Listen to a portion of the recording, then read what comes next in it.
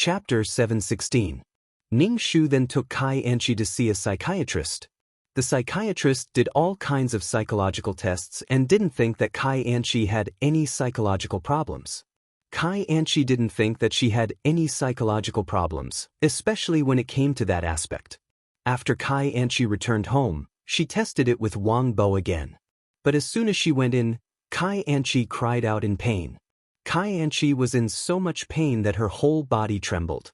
Her whole body felt like it was being torn apart. She kicked Wang Bo away. Wang Bo's face didn't look good. Seeing Kai Anchi in pain, he asked, "Didn't you say that there was no problem? Why does it hurt?" "You asked me, how would I know?" Kai Anchi's face was pale. She thought that it was her illusion. She didn't expect that it wasn't like that at all. It really hurt very much. Wang Bo got dressed in bed and went out to find Ning Shu. He said to Ning Shu, "Anchi's body is still not feeling well. It still hurts." Ning Shu was a little surprised. "Didn't you say that it's fine?" Wang Bo fidgeted with his hair. "I don't know what's going on." Ning Shu pursed his lips and said, "Go to the big hospital to have a look." Wang Bo could only nod. "Let's go and have a look." Wang Bo's work couldn't be delayed. Ning Shu could only take Kai Anchi to the hospital for a checkup. They checked again and again, but there was no problem. They repeatedly consulted the psychiatrist, but the result was that there was no problem. Kai Anchi couldn't believe that she would encounter such a thing. After such a thing happened, she couldn't enjoy the joy that a woman should have. For Kai Anchi, it was a nightmare. What was the use of having a pretty face? Kai Anchi always felt that it might have happened because the partner was Wang Bo. If it was another man, it wouldn't have happened. Kai Anchi dressed herself up and was about to go out, but she was stopped by Ning Shu. "Where are you going?" "I'm in a bad mood. I'm going out for a walk," Kai Anchi said casually. Ning Shu took out a notebook and pen. "How many days have you not done the housework? I've already recorded it for you. Don't you want your name tag?" Kai Anchi immediately pulled a long face. "I really have to hand it to you. Can't you see that I'm not feeling well? I'm just going out for a walk, but you insist on making me do things. I feel like I should be ruined by you." Ning Shu's expression didn't change as he said, "Everything has been checked. Psychology, neurology, gynecology, everything has been checked. There's no problem, your body is fine." "How could I be fine? I just feel pain." Kai Anchi slammed the door and left. Ning Shu took his phone and followed her. Probably because she was followed by Ning Shu last time, Kai Anchi didn't look for a man directly this time. Instead, she really looked for her best friends to eat pastries and drink coffee in a cafe. Ning Shu was not in a hurry. He just waited. Kai Anchi was definitely going to meet the man. After staying in the cafe for an hour or two, the women left. Kai Anchi took her bag and went out of the cafe. She hailed a taxi and left. Ning Shu followed. This time, it wasn't the same hotel as last time, but a more hidden hotel. At the entrance of the hotel, a man was waiting for Kai Anchi. Seeing Kai Anchi, he hugged her and walked into the hotel. Ning Shu took out his phone and took pictures of the hotel's signboard. Ning Shu waited for Kai Anchi at the door to see when she would come out. Kai Anchi and the man entered the room and hugged and kissed. They fell on the bed. Kai Anchi's heart was filled with anticipation and fear. She hoped that her body would be fine, but she was afraid of the pain of being torn apart by a beast. Kai Anchi's body was trembling with nervousness and her palms were sweating. The moment the man entered, Kai Anchi screamed, as if an animal's sharp teeth were tearing her body. The pain was overwhelming. The pain in her body and the despair in her heart made Kai Anchi in a trance. The man moved twice. Kai Anchi was in extreme pain. She pushed the man away and began to put on her clothes with a pale face. The man's face darkened. He couldn't help but shout, "What's wrong with you?" I'm not going. Kai Anchi's eyes were filled with tears. She had already taken off her clothes and entered. If she said she wasn't going to do it now, wouldn't she be spitting out the duck in her mouth? How could she? Now was the time to take action. How could she stop just because she said so? The man didn't care about Kai Anchi's feelings like Wang Bo. He threw Kai Anchi onto the bed and pressed her down. The man entered without hesitation.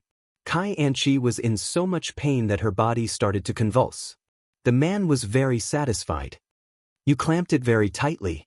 Then he started to move without any scruples. Kai Anchi screamed in pain. She felt like she was going to be dismembered and was about to die. Kai Anchi's voice slowly weakened from the initial screams to a soft moan. Kai Anchi just wanted this violence to end quickly. It was like walking in hell.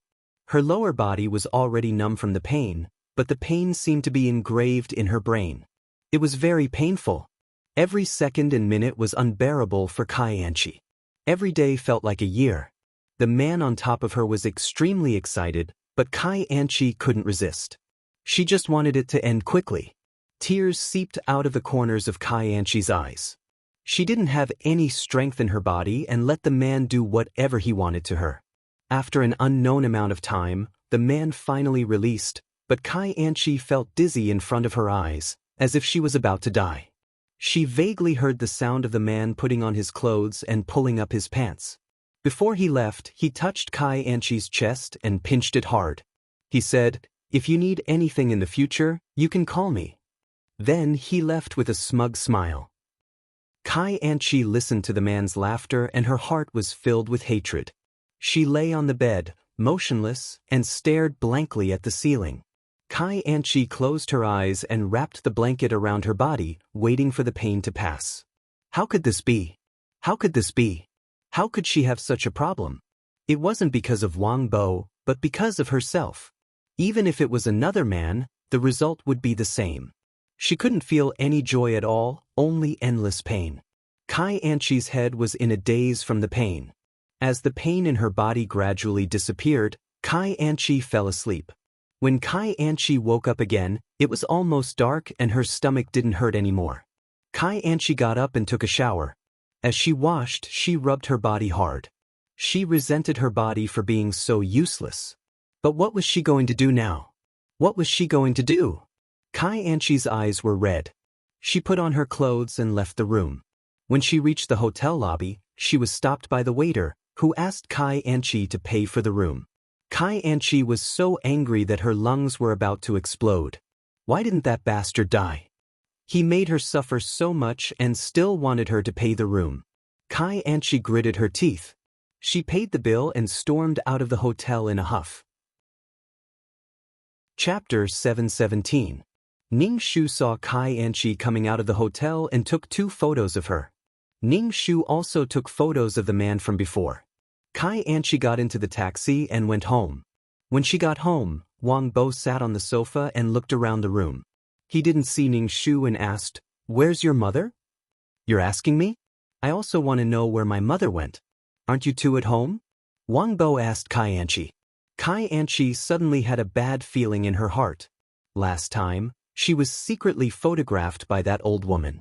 This time, it couldn't be that she was secretly photographed again. Otherwise, why wasn't she back yet? She was already so cautious. Kai Anchi cursed Ning Shu in her heart. It would be best if he died outside. If this old woman died, there would be no one to torture her and deliberately find trouble with her. Moreover, this house might be hers. Kai Anchi's heart was filled with hostility. "I went out in the afternoon to hang out with my friends. How would I know where your mother went?" Kai Anchi said unhappily. Wang Bo's face was filled with worry. Kai Anchi looked at him and said, "Your mother is so old. How could she get lost?" Wang Bo heard her say that and looked unhappy. "How can you say that? She's my mother." "Not my mother." Kai Anchi rolled her eyes and went into the bedroom. Wang Bo took out his phone and called Ning Shu. The phone rang at the door. Ning Shu opened the door and saw Wang Bo. He said, "I'm back." "Mom, where did you go? It's already dark." "I was very worried." Wang Bo let out a long sigh. Ning Shu smiled and said, "It's nothing. I just went out for a walk." Wang Bo scratched his head. Both of them went out for a walk and it was so late. Ning Shu made 3 bowls of noodles. Wang Bo called Kai Anchi out to eat. Kai Anchi looked at the noodles and turned around to go back to the room without saying anything. Today's matter had already made her very tired and painful. She still wanted to eat this kind of food. Wang Bo saw Kai Anchi like this and called out to her, "Let's eat." "You're not eating?" "I don't want to eat." "I'm not eating." Kai Anchi closed the door, and then there was no movement at all. No one knew what she was doing inside. Wang Bo's expression was ugly. He couldn't stand Kai Anchi's willfulness. She had no scruples and didn't care about others at all. She only cared about her family. Ning Shu said to Wang Bo, "Wang Bo, there are some things that you don't need to endure at all. As a person, there is always advance and retreat. If you keep retreating until you reach the foot of the wall or the edge of the cliff, you will be the one suffering in the end." Wang Bo had always felt that he had married a goddess. Then he would worship her and give in unconditionally. Wang Bo sighed deeply. "We're trying to get used to each other." Ning Shu said, "You have to have your own bottom line. Let her know your bottom line. Your concession won't make her restrain herself. It will only make her more arrogant. As long as you're alive, you have to have some dignity. I don't want to see you endure it like this," Ning Shu said. "You have to advance and retreat. You can't keep retreating alone." Wang Bo sighed again. "Can you stop sighing all the time? I feel depressed when I hear you sigh. What can you do if you stick out your chest?" Ning Shu said unhappily. Ning Shu pursed his lips. "If Kai Anchi did something wrong to you, what would you not tolerate the most? What is your bottom line? If she crosses it, what will you do?" Ning Shu asked tentatively. Wang Bo was silent for a moment and said, "My bottom line is that Kai Anchi is loyal to me. I can tolerate her temper and willfulness." "Oh, as long as he has a bottom line." "What if she crosses your bottom line?" Ning Shu asked. "I don't know," Wang Bo said. Ning Shu slapped his face. A bottom line was not to be challenged. If the bottom line was crossed, what would he do? Ning Shu was speechless. "If, and I'm saying if she crosses your bottom line, what will you do?" Ning Shu asked Wang Bo. Wang Bo thought for a moment and said, "I will divorce her." Ning Shu looked at Wang Bo and said, "I hope you can understand your wife well. Her personality is too flamboyant, and your personality is too honest." Wang Bo was silent. When he returned to the bedroom, he saw Kai Anchi sleeping on the bed. He lay down and hugged Kai Anchi. Kai Anchi was annoyed. She was even more annoyed when she saw Wang Bo. She hugged him tightly. "It's so hot. Don't hug me." Kai Anchi pushed Wang Bo away. Wang Bo asked, "What's wrong with you? Tell me if you have something to say." But Kai Anchi did not know what to say. She said with annoyance, "Nothing. I just feel annoyed when I see you. Don't hover in front of me." Wang Bo frowned. "We are husband and wife. What can't we talk about?" "Husband and wife also have private matters. You're so annoying. I'm going to sleep." Kai Anchi turned her back to Wang Bo. Wang Bo looked at Kai Anchi's back. He reached out and straightened Kai Anchi's body.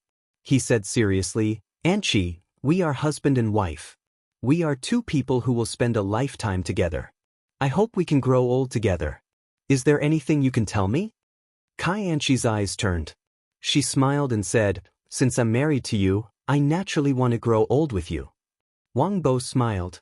He wanted to kiss Kai Anchi, but Kai Anchi pushed him away. "I'm not feeling well." Although Wang Bo was disappointed, he did not force Kai Anchi. Kai Anchi turned her back to Wang Bo. She did not know what was wrong with her body. Anyway, she was married to Wang Bo naturally. She wanted to be with Wang Bo. Kai Anchi's heart was filled with despair. What was wrong with her body? She could not have children and could not enjoy the pleasure of a woman. Only now did Kai Anchi put Wang Bo in her heart. After all, her body could not fulfill the duties of husband and wife. Only Wang Bo would endure it. Kai Anchi wanted to say a few words to Wang Bo, but she had been high and mighty in front of Wang Bo for a long time. She could not bring herself to do so. She could only say good night. Wang Bo nodded and hugged Kai Anchi. Kai Anchi frowned impatiently, but she endured it in the end. Wang Bo was her only way out. She had to rely on Wang Bo. If she left Wang Bo, Kai Anchi suddenly did not know how to survive. She would rather die than have to do that kind of bitter work. Kai Anchi thought about it for an entire night. She was still unwilling. The next day, she decided to try another man. It only hurt when she had sex. She was fine the rest of the time. It did not look like she was sick at all. Kai Anchi still wanted to find a man to test it on. As soon as Kai Anchi stepped out of the door, Ning Shu followed behind her. She followed her all the way and took photos while she was at it. Ning Shu saw Kai Anchi looking for men so frequently. He could not help but doubt his skills. Chapter 7:18. Didn't Kai Anchi say that her stomach hurt? Why did she find a man yesterday and continue to find one today? What's going on? She drank so much medicine, and Ning Shu also injected a needle into Kai Anchi's abdomen. This method is called locking the palace, as the name implies, locking it up. When Ning Shu followed Kai Anchi again, he called Wang Bo and asked him to ask for leave from the leader and come back quickly. Wang Bo didn't know what happened, but seeing Ning Shu's anxious tone, he asked for leave. As soon as Kai Anchi and the man entered the hotel, Ning Shu told Wang Bo the address of the hotel and asked him to hurry over. When Wang Bo came to the door of the hotel, he saw Ning Shu and asked, "Mom, what's the matter?" "Come with me." Ning Shu told the waiter that he came to find his wife. He asked for the key and took Wang Bo to the door. Wang Bo's face was uneasy. Ning Shu asked, "Mom, what are we doing here?" Wang Bo could vaguely hear the voice inside, and the voice was somewhat familiar. Wang Bo thought of a possibility and his face turned black. Ning Shu opened the door and saw messy clothes on the ground. A man was crawling on Kai Anchi's body. Kai Anchi's face was pale and her body was convulsing. Ning Shu quickly took a photo. Sensing that someone came in, the man crawling on Kai Anchi's body immediately pulled out and quickly covered his lower body with a sheet. Kai Anchi was in so much pain that she couldn't move. She just lay naked on the bed. When she saw Wang Bo, her tears fell. Wang Bo's body was trembling, his eyes were red, and he looked like he was struck by lightning. His neck was stiff as he looked at the man who was hurriedly putting on his clothes. Ning Shu took a photo of the man wearing clothes and said to Wang Bo, "Hit him. If he didn't do anything, then he wouldn't be popular at all." When Wang Bo heard this, he clenched his fist and punched the man. The man didn't want to be outdone. "Who are you? How dare you hit me? I'll tell." Wang Bo punched him in the face again. Ning Shu closed the door and looked indifferently at Kai Anchi, who was lying on the bed. Tears streamed down Kai Anchi's face as her face turned deathly pale. She looked at the two men fighting in horror. Wang Bo grabbed the man's hair and moved closer to Kai Anchi. He growled, "This is your lover. I said you didn't want to come with me. You said you weren't feeling well. That was just an excuse. I'm your husband. I'm not as good as your lover." Kai Anchi's face was ashen. She turned her head stiffly to look at Ning Shu. "It's you." "It's me. Wang Bo is my son. It's time to let him know," Ning Shu said indifferently. "You have nothing to do with me. Why should I protect you?" Kai Anchi looked at Wang Bo's red eyes and felt a little scared. Enduring the pain in her body, she got up and tugged at Wang Bo's clothes. "Can you let me go back and explain?" "What's there to explain? Look at you. You're naked. What's there to explain?" Wang Bo's body was trembling. "Do you think I'm blind? Can't see?" Kai Anchi was forced by a man before. Her body was in so much pain that she wanted to die. Kai Anchi's heart was in complete despair. There was something wrong with her body. Now she was caught red-handed. Kai Anchi didn't feel sorry for Wang Bo. She never thought of keeping her virginity for Wang Bo. Wang Bo was just a spare tire. Kai Anchi was afraid of her future. Her body was her weapon of survival. Now she didn't have this weapon and Wang Bo found out about it. Wang Bo saw the traces of abuse on Kai Anchi's body. There were 3 people in the room. She was naked and shameless. But in front of him, she was noble and inviolable. The man who was beaten by Wang Bo took the opportunity to slip away. Ning Shu didn't care about him. He was just one of Kai Anchi's men. Wang Bo threw the quilt on Kai Anchi's body to cover her body. Ning Shu saw that Wang Bo's hand was trembling uncontrollably. He said to Kai Anchi coldly, "Put on your clothes." Kai Anchi could only endure the pain and put on her clothes. Wang Bo directly dragged Kai Anchi out of the hotel. Every time Kai Anchi took a step, her body would spasm. Kai Anchi was in so much pain that she was sweating all over and her face was pale. Ning Shu called for a taxi. Wang Bo stuffed Kai Anchi into the car and sat beside her. Kai Anchi opened her mouth and wanted to say something. But when she saw Wang Bo's ugly face, she closed her mouth. Back home, Wang Bo directly said to Ning Shu, "Mom, I want a divorce." He thought he married a good wife, but he didn't expect that she would cheat on him. "I won't divorce. I won't divorce even if I die," Kai Anchi said immediately. Wang Bo was furious. "Why won't you divorce? You can't divorce like this. You don't want to live with me. You can go find other men you like. Just once, just once." Kai Anchi tried to defend herself. Ning Shu took out his phone and showed it to Wang Bo. There were several times before. "There are dates." Kai Anchi looked at Ning Shu. Wang Bo looked at the photos on the phone and his lips were trembling. Ning Shu said, when she went for a checkup, the doctor said that she couldn't get pregnant at all. She had several miscarriages. Wang Bo's face turned green. He looked at Kai Anchi with red eyes. When Kai Anchi saw that Ning Shu had spilled everything out, she shouted angrily, "What are you thinking? Are you happy to see me and Wang Bo get divorced?" Ning Shu nodded. "Very happy." Wang Bo looked at Kai Anchi and asked in a low voice, "You said that you were in pain. Was that also a perfunctory reason?" Kai Anchi shook her head. "I didn't lie to you. It really hurts." Wang Bo raised his hand and wanted to slap Kai Anchi. However, his hand stopped in the air. Wang Bo's face turned green. "You said that you were in pain. You even found another man. This time, you found another man." Kai Anchi bit her lips and said honestly, "I just wanted to test if it was painful with other men." "This is your reason for being loose." "What pain? When you are with me, you are in pain. When you are with other men, you are not in pain." Wang Bo was so angry that his tone changed. Kai Anchi didn't know how to explain. Her body was in pain. Wang Bo staggered and sat on the chair. He rubbed his forehead. "Divorce. We must divorce." Kai Anchi immediately said, "I will not divorce. I will never divorce." "How can you be so shameless?" Wang Bo looked at Kai Anchi. His lips were trembling. His face was twisted with anger and sadness. "No matter what I say, I will not divorce," Kai Anchi said domineeringly. Her body was no longer in pain, and her spirit had also recovered a little. "Wang Bo, are you sure you want a divorce? Don't you love me?" Kai Anchi looked at Wang Bo. Wang Bo couldn't help but cover his chest. He was so angry that he gasped. "You have been lying to me from the beginning.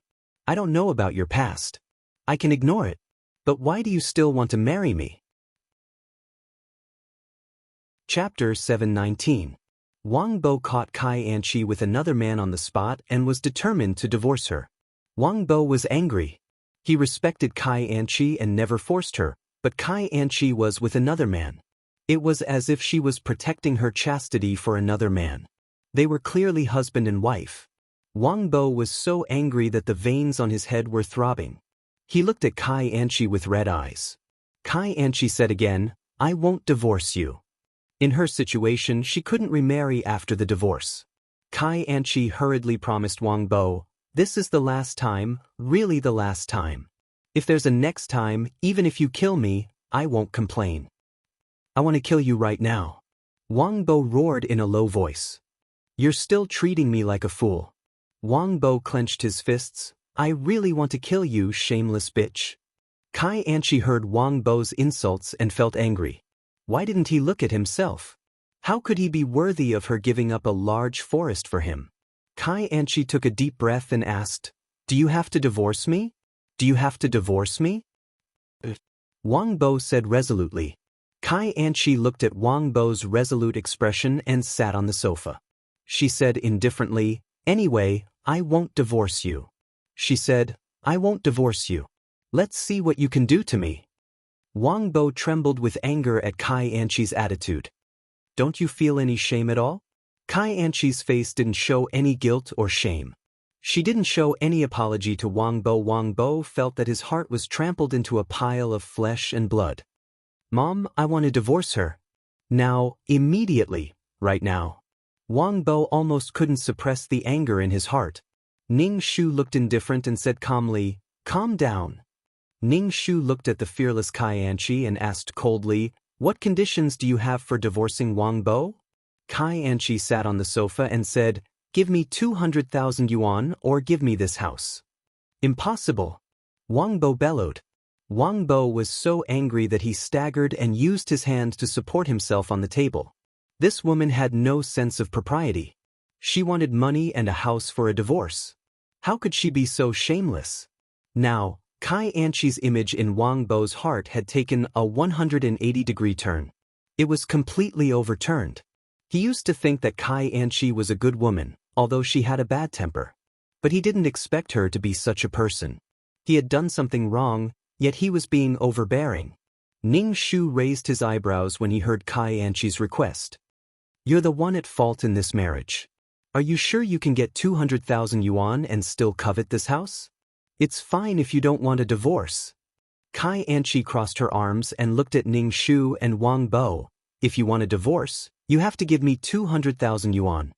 Ning Shu had 200,000 yuan in his hands. This was the savings of the original owner, Yang Zi, over the years. It also included Wang Bo's salary. Yang Zi had saved all this money.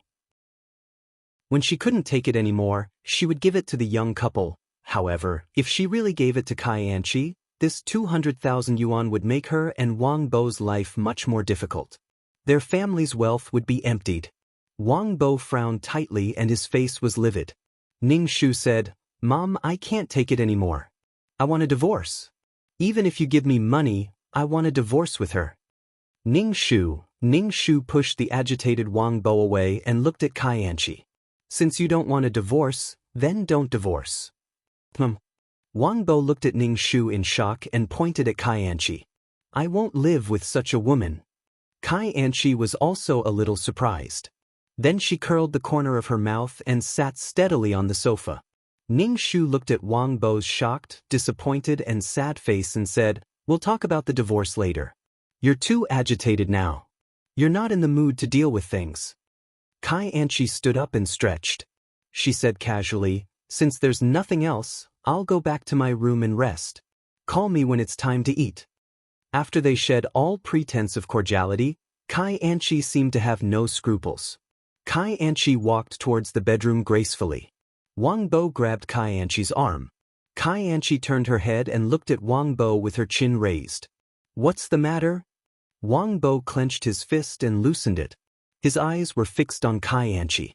Kai Anchi was a little impatient and asked, "What's the matter?" Wang Bo's nose twitched. Then he gave Kai Anchi a slap. Kai Anchi was slapped to the ground by him. Kai Anchi covered her face and looked at Wang Bo in shock. "You hit me." Wang Bo's hand was shaking badly. "I hit you, bitch. Who do you think you are to hit me? You're not even a man. What's the point of hitting a woman?" Kai Anchi got up from the ground and rushed towards Wang Bo to scratch him. Ning Shu grabbed Kai Anchi and flung her away. Kai Anchi was thrown to the ground by Ning Shu. She groaned and couldn't get up for a while. "I want to call the police. You guys are intentionally hurting me. This is domestic violence." Kai Anchi shouted. Ning Shu nodded. "You can call the police. Hurry up." Ning Shu entered his room and threw a tattered dress at Kai Anchi's face. Kai Anchi looked at the dress and her face turned green. "Old woman, you cut my dress. I've said it before. I've remembered it all. I've only cut your dress now. Tomorrow it will be your bag." Ning Shu said indifferently. "Do." Kai Anchi's face twitched. She was holding the dress with several holes in it. The dress was full of holes and the sleeves were too short. She couldn't mend them even if she wanted to. Kai Anchi's heart was filled with hatred. She looked at Ning Shu with hatred in her eyes. Wang Bo was a little confused and asked, "What's going on?" Ning Shu smiled and said, "You still don't know that your wife has a lot of famous brands. A small accessory can easily cost thousands. Her clothes and shoes are all famous brands. Where did she get the money to buy them?" Wang Bo's face turned black. He thought of a possibility and couldn't help but rub his temple. "You have more than one man. What kind of woman are you?" Wang Bo roared at Kai Anchi. Kai Anchi threw the dress in her hand and said sarcastically, "Can you buy me these famous brands?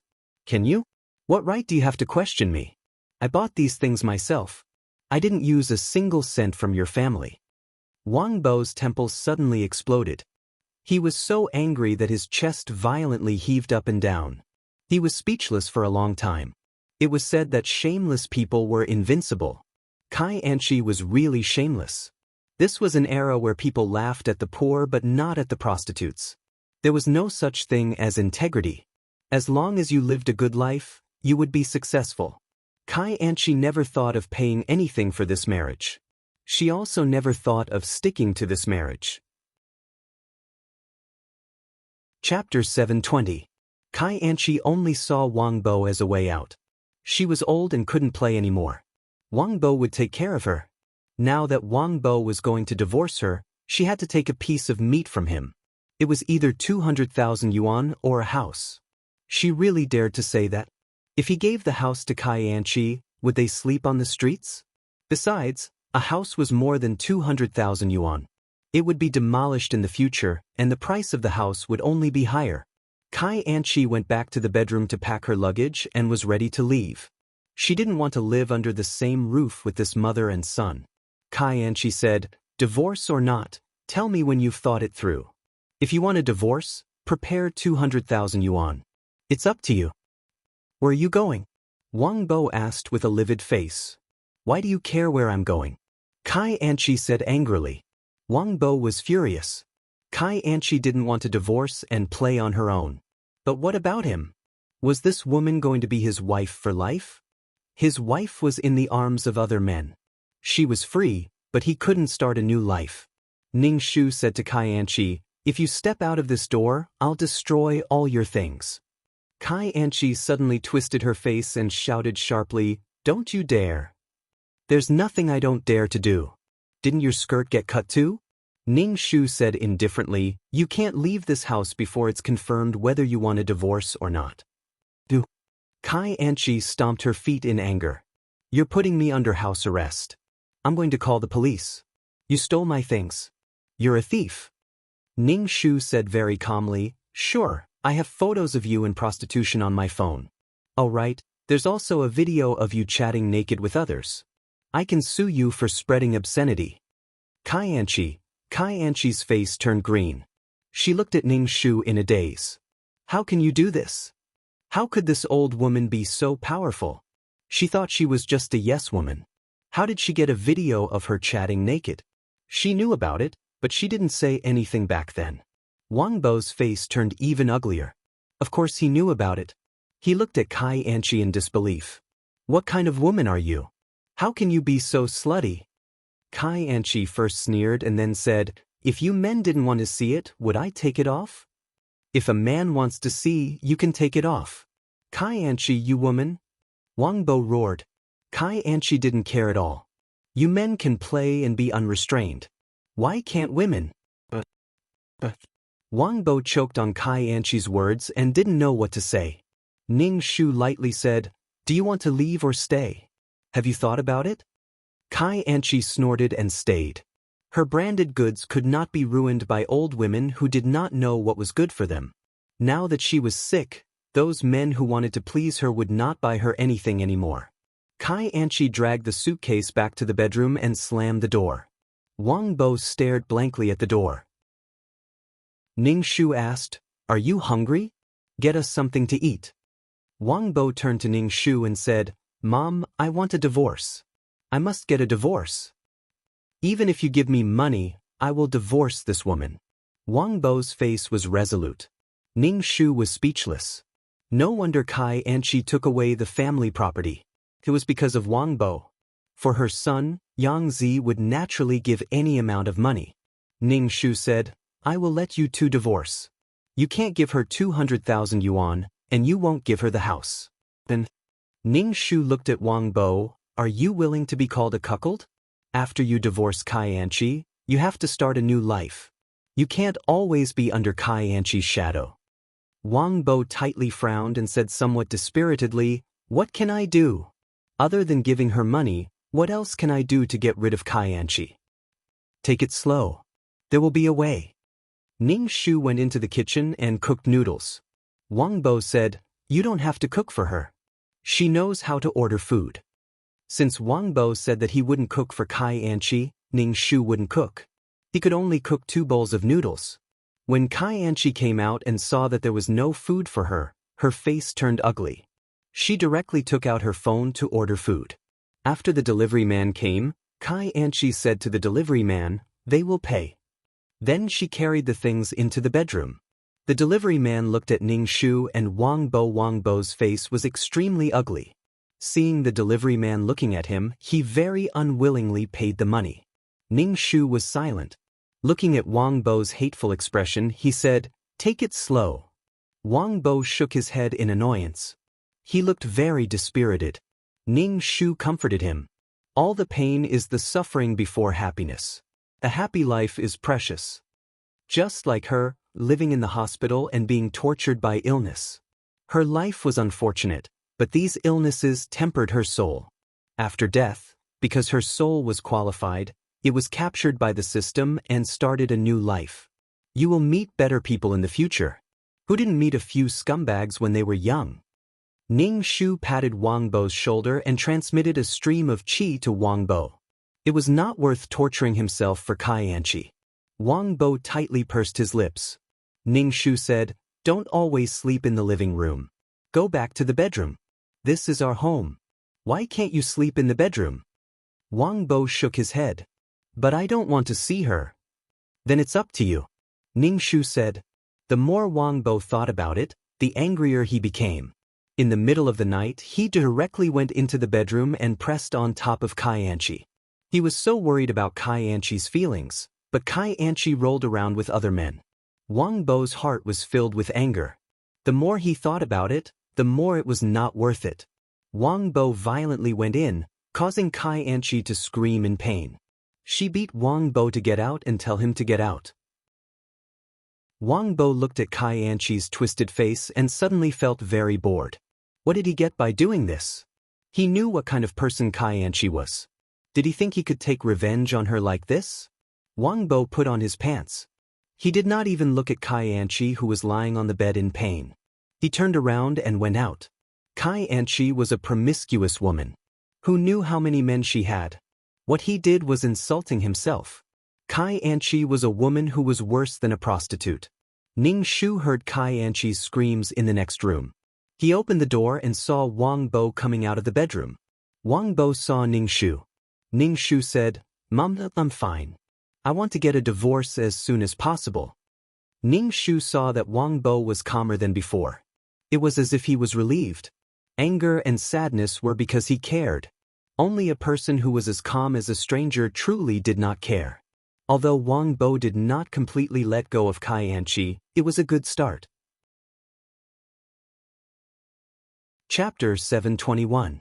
The next day, Wang Bo had to go to work. There were dark circles under his eyes. Apparently, he hadn't slept the whole night. Ning Shu saw that he didn't look good and said, "Rest for a while. There's no rush to go to work. It's not efficient for you to go to work in this state." Kai Anchi came out of the bedroom. Wang Bo looked at Kai Anchi and nodded. "Then I'll rest for a while." Kai Anchi's face didn't look good. She asked Wang Bo, "Why did you do that to me?" Wang Bo said, "We're husband and wife. Isn't it normal for us to do that kind of thing? You can do it with other men. Why can't you do it with me?" Kai Anchi was furious. "I'm not feeling well. It hurts. You still forced me." "Then it doesn't hurt when you do it with other men. It's still up to you whether it hurts or not." Wang Bo calmed down and spoke more logically. Kai Anchi looked at Wang Bo in a daze. "How dare you talk to me like that?" Wang Bo was always careful with her. Now that he spoke to her like that, Kai Anchi was not used to it. She felt offended. Wang Bo ignored Kai Anchi and sat down to eat. Kai Anchi angrily stomped her feet and sat down to eat breakfast. Ning Shu said to Kai Anchi, "Come with me to buy groceries later." "Why buy groceries? Now you should consider whether to divorce and give money or not." Kai Anchi deliberately used the divorce to provoke Wang Bo. However, she saw that Wang Bo's face was cold and had no reaction at all. This made Kai Anchi feel frustrated and uneasy. She relied on Wang Bo's liking and concession. Moreover, there was something wrong with her body. She didn't have 2 weapons. Kai Anchi was a little flustered. Ning Shu said, As long as you're not divorced, you're the daughter-in-law of this family. After breakfast, Ning Shu took the basket and stuffed it into Kai Anchi's hands. Kai Anchi said coldly, "I'm not going." "Then you can only see the corpse of the shoes," Ning Shu said. Kai Anchi was furious. She could only carry the basket and go to buy groceries with Ning Shu. Kai Anchi was smart this time. She didn't wear high heels and followed Ning Shu out. She was sweating from the sun and her face was burning. Ning Shu wandered back and forth in the market. Kai Anchi could only follow him. She was carrying a basket of vegetables, which was extremely heavy. Kai Anchi glared at Ning Shu's back. As long as she got her hands on the item, she would definitely make this mother and son suffer. Now, Kai Anchi was afraid of breaking the vases. Previously, one of her dresses had already been cut, which made her heart bleed. These things were not cheap. Kai Anchi carried her things and followed behind Ning Shu. On the way home, they met acquaintances and chatted endlessly. "It's so hot outside. Fuck, this old woman doesn't seem to feel it." Kai Anchi saw Ning Shu saying that she was filial and came to buy groceries with her. He was really hypocritical. Now they were obviously divorcing, but he still acted like a harmonious mother-in-law and daughter-in-law. How hypocritical. When Kai Anchi saw Ning Shu's gentle and kind appearance, her heart was bleeding. This woman was so hateful. She was so good at pretending in front of others. After strolling around slowly, it was almost noon. When they got home, Kai Anchi threw the basket away and ran into the room to save her sunburned skin with her cosmetics. Kai Anchi hated her to death. Her expensive skincare products were taken away by this old woman. Kai Anchi was wiping her face. Ning Shu stood at the door of the bedroom and said, "Choose the vegetables and cook." But Kai Anchi retorted. Ning Shu said, "Then I can only use your skincare products to polish shoes." Kai Anchi glared at Ning Shu and began to choose the vegetables. Kai Anchi saw Wang Bo sitting on the sofa and said, "We are not divorced. I am your wife. Now you let me do everything. Don't you know how to help me?" Wang Bo nodded and came to help choose the vegetables. He was not angry with Kai Anchi anymore. Kai Anchi was happy to see Wang Bo so obedient. Ning Shu smiled provocatively. After choosing the vegetables, Ning Shu asked Kai Anchi to cook. Kai Anchi gritted her teeth and went to cook. Anyway, the kitchen was in a mess. The dishes on the table were all black. Anyway, looking at them made one lose their appetite. It was either salty or sweet in the mouth. It was simply poisoning. Kai Anchi couldn't eat it. Ning Shu ate without changing his expression. Wang Bo also picked up some vegetables. This made Kai Anchi feel very frustrated. Kai Anchi really couldn't eat these dishes. She took out her mobile phone to order food. After the delivery man came, Wang Bo said to the delivery man, "In the future, whoever orders the food will pay." Kai Anchi's face suddenly darkened. Under the delivery man's strange eyes, she paid the money. "I bought these. You are not allowed to eat them," Kai Anchi said bitterly. Ning Shu and Wang Bo ignored her. Kai Anchi ate the delicious food alone. She ate with all her might. If she couldn't finish it, she would throw it away. Anyway, she didn't give it to Ning Shu and Wang Bo. After lunch, Ning Shu said to Kai Anchi, "Clean the house." Kai Anchi cursed in her heart. Looking at Ning Shu's cold face, she could only take the bucket and mop. Every corner must be cleaned. Ning Shu ordered Kai Anchi. Kai Anchi cursed in her heart. She began to work and said to Wang Bo, "You come and help." "Mom, I'm going out." Wang Bo didn't even look at Kai Anchi. He turned and went out, which made Kai Anchi a little dumbfounded. Ning Shu saw that people were changeable. Things like feelings were very fragile. When you were supported, you were a princess. When you were not cared about, you were nothing. Feelings needed to be maintained and managed. Feelings could not be wantonly squandered. After Wang Bo left, Kai Anchi could only work by herself. She indignantly said, "I am not the only one living in this house. Why should I clean it alone?" "I will let you clean it alone. Do you have a problem with that?" Ning Shu casually said. Kai Anchi took a deep breath and saw Ning Shu sitting there leisurely. When she passed by Ning Shu, She deliberately poured water on Ning Shu. Ning Shu was not angry. He still sat there. Clean it up. If you don't pass, your designer bag will be gone. Ning Shu lightly said. Kai Anchi bent down to clean the house. After cleaning the house, she also had to scrub the toilet. After finishing these things, Kai Anchi felt that her waist could not straighten. Ning Shu checked and nodded, indicating that she passed. After finishing these things, Kai Anchi felt dizzy as if she was going to faint.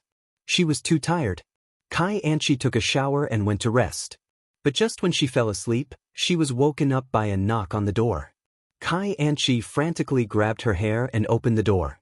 Ning Shu gently said, "It is time to prepare dinner." Kai Anchi, Kai Anchi really hated Ning Shu. This old woman is too hateful, hateful, hateful. Chapter 722. After a few days, Kai Anchi felt like she was going to die. When she got up in the morning, she would go grocery shopping with the old woman and then prepare lunch. After lunch, she would start to clean the house. Kai Anchi felt that her face was dark, her skin was rough, and her hands were rough. Looking in the mirror, Kai Anchi felt that she had aged many years. What Kai Anchi couldn't stand the most was that Wang Bo ignored her, as if she was a stranger, plain and indifferent. Kai Anchi would rather Wang Bo be angry with her and come up to talk to her than ignore her like now. Kai Anchi looked at herself in the mirror and felt that she had been destroyed by the old woman too miserably. It couldn't go on like this. She didn't divorce because she felt that Wang Bo liked her and couldn't bear to leave her. It would be fine after the quarrel. But now she was not so sure. Could it be that she was going to stay here and be tortured by the old woman? Kai Anchi kept thinking. In particular, the old woman destroyed another pair of shoes. Just because she resisted and refused to do anything, a pair of broken shoes was thrown in front of her. Her shoes. Kai Anchi felt that she was suffocating. Her heart ached so much that she couldn't breathe. Why didn't this old woman die? She got married for the sake of her retirement, but now it seemed that it was impossible. She was going to be tortured to death by the old woman. Kai Anchi thought about it for a whole night and decided to divorce. The next morning at the dinner table, Kai Anchi said, "I agree to the divorce." Wang Bo turned to look at Kai Anchi and asked suspiciously, "Do you really agree?" "I agree to the divorce." Kai Anchi looked at Ning Shu. "My request is for you to return my things to me and give me another $200,000 as my alimony." Ning Shu didn't speak and continued to eat the buns. Hearing Kai Anchi's words, Wang Bo didn't say anything. He drank the porridge in his bowl and was about to go to work. Kai Anchi said impatiently, "What do you mean? It was you who wanted a divorce. Now that I agree to the divorce, you don't say anything." Ning Shu said lightly, "Why should I give you alimony? Have you given birth to a child? Will the child live with you? Why do you need alimony?" Kai Anchi flew into a rage out of humiliation. "Then I'll have to live in the future too." 200,000 was not much at all. She did not know how to live with her health condition. 200,000 was not enough for her to live for the rest of her life. 200,000 was nothing. "We are not responsible for your future life." Ning Shu expressionlessly said, "Of course, you don't have to get a divorce. This way, Wang Bo will be responsible for you, and you won't have to worry about the rest of your life." Kai Anchi was speechless. Kai Anchi's face turned green. She couldn't take it anymore. Was she going to be tortured by this old woman for the rest of her life? She did not want to be a slave in this family. The old woman looked honest on the surface, but she was the best at tormenting people. In front of outsiders, she even pretended to dote on her daughter-in-law. 200,000 yuan and her name tag, not one less. Ning Shu said, "Wash the dishes and go grocery shopping with me." Kai Anchi rolled her eyes and weakly said, "I'm not feeling well. I want to rest today." Ning Shu looked at her and nodded in agreement. When Kai Anchi returned to her bedroom, she called her family and said that she was bullied and was going to be kicked out of the house. Blah blah blah. Not long after, Kai Anchi's parents, brother, and sister-in-law all came. They knocked on the door loudly, attracting the attention of the neighbors. Kai Anchi's parents and elder brother were still making a big fuss. They were very aggressive and had a lot of momentum. Ning Shu glanced at the smug Kai Anchi and called Wang Bo to ask him to come back quickly. Kai Anchi was about to open the door when Ning Shu stopped her and said, "Kai Anchi, don't think that you can take money from me just because you have more people." "Grandma, what are you talking about? My parents are just here to see me." Kai Anchi flipped her hair. "See?" She did not know what the person was holding in his hand, but he was banging on the door loudly. Kai Anchi crossed her arms and looked at Ning Shu. "Grandma, I don't have any other requests. I'm just fighting for my rights." Ning Shu ignored Kai Anchi and picked up the phone to call the police. "Hello, I want to call the police. There's a fight here and they want to break into my house. Now they're breaking into my house. There's only me and my daughter-in-law at home. Please protect me." Ning Shu pointed the phone at the door. The door was being banged on. Ning Shu said the address and hung up the phone. Kai Anchi looked at Ning Shu and stammered, "You? Why did you call the police? There's so many of you. I can't beat them." Ning Shu spread his hands and said. Kai Anchi stomped her feet and was about to open the door when Ning Shu pressed her shoulder. Kai Anchi struggled twice but could not break free. Her face turned red. "Let go of me. I'm going to open the door." Kai Anchi said anxiously. If the police came, it would be troublesome. Kai Anchi did not think that Ning Shu would call the police. Because the door was not opened for a long time, the people outside were very impatient and shouted to open the door. Ning Shu ignored them. Kai Anchi's brother actually started to kick the door. Ning Shu's face was calm. "If you want to kick, then kick. It's even better if you break it." Kai Anchi frowned and shouted at the door, "Stop kicking, stop kicking." The door was closed. The people outside could not hear what the people inside the house were saying. Moreover, the corridor was full of people. Kai Anchi's mother cried to the onlookers. Her daughter married into this family and was bullied. She was tortured and had to do everything. Now she was even kicked out of the house. When the people around heard these words, they all showed a look of suspicion. After being with Yang Zi for so long, Yang Zi was not such a person. Yang Zi was very good to his wife. He helped carry her shoes and even carried her upstairs. Torturing his wife? His wife was torturing Yang Zi. Not long after, the police in uniform came. When they saw Kai Anchi's brother kicking the door, they quickly went forward to stop him. The Kai family was stunned. What were the police doing here? Wang Bo rushed back and saw so many people gathered outside his house. There were even police. His heart skipped a beat. He was worried about his mother. Wang Bo quickly went forward and asked the police, "What happened?" Someone called the police. There was a fight here. The police held Kai Anchi's brother. Wang Bo quickly took out his keys to open the door.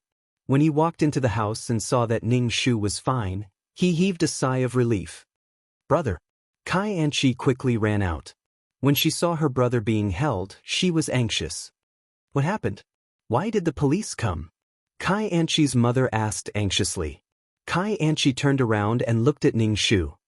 That old woman called the police. Chapter 723.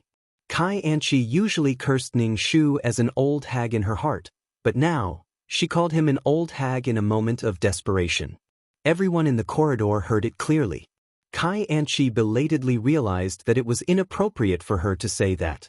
Facing the disdainful looks in the corridor, she still straightened her chest. Kai Anchi's mother's face darkened as she went into the house. Everyone in the corridor swarmed into the house to watch the show. Auntie Li asked Ning Shu with concern, "What's going on?" Ning Shu's face was full of bitterness. Auntie wants to divorce Wang Bo. Auntie Li had an "I knew it would be like this" expression on her face. She wants 200,000 yuan or the house, Ning Shu said. Immediately, the surrounding people turned their eyes to Kai Anchi's family. This was simply robbery. Ning Shu said to the police, "We're a widow and an orphan. They're a family. I was afraid that something might happen, so I called the police." Police. Kai Anchi saw that she had pacified the crowd with just a few words and said anxiously, "She's an evil mother-in-law. She makes me do things every day. She makes me cook and mop the floor. She's deliberately torturing me." Onlookers, cooking and mopping the floor is torturing. This is really not a big deal. They're also domestic violence. They hit me, Kai Anchi said again. Auntie Lee interrupted, I've never seen such shameless people. Domestic violence? They even hit you. Only this pair of mother and son are stupid enough to treat you like a treasure. When I asked you to pour a glass of water for your mother-in-law, you deliberately stirred the juice with your fingers. How can your mother-in-law order you around like this? Kai Anchi hated this talkative woman and said immediately, that's because she took my things. If I didn't do anything, she would destroy my things. Ning Shu said indifferently, I didn't take your things. What valuable things do you have? What did I take from you? But Kai Anchi was stunned. It was not good to say anything in front of so many people.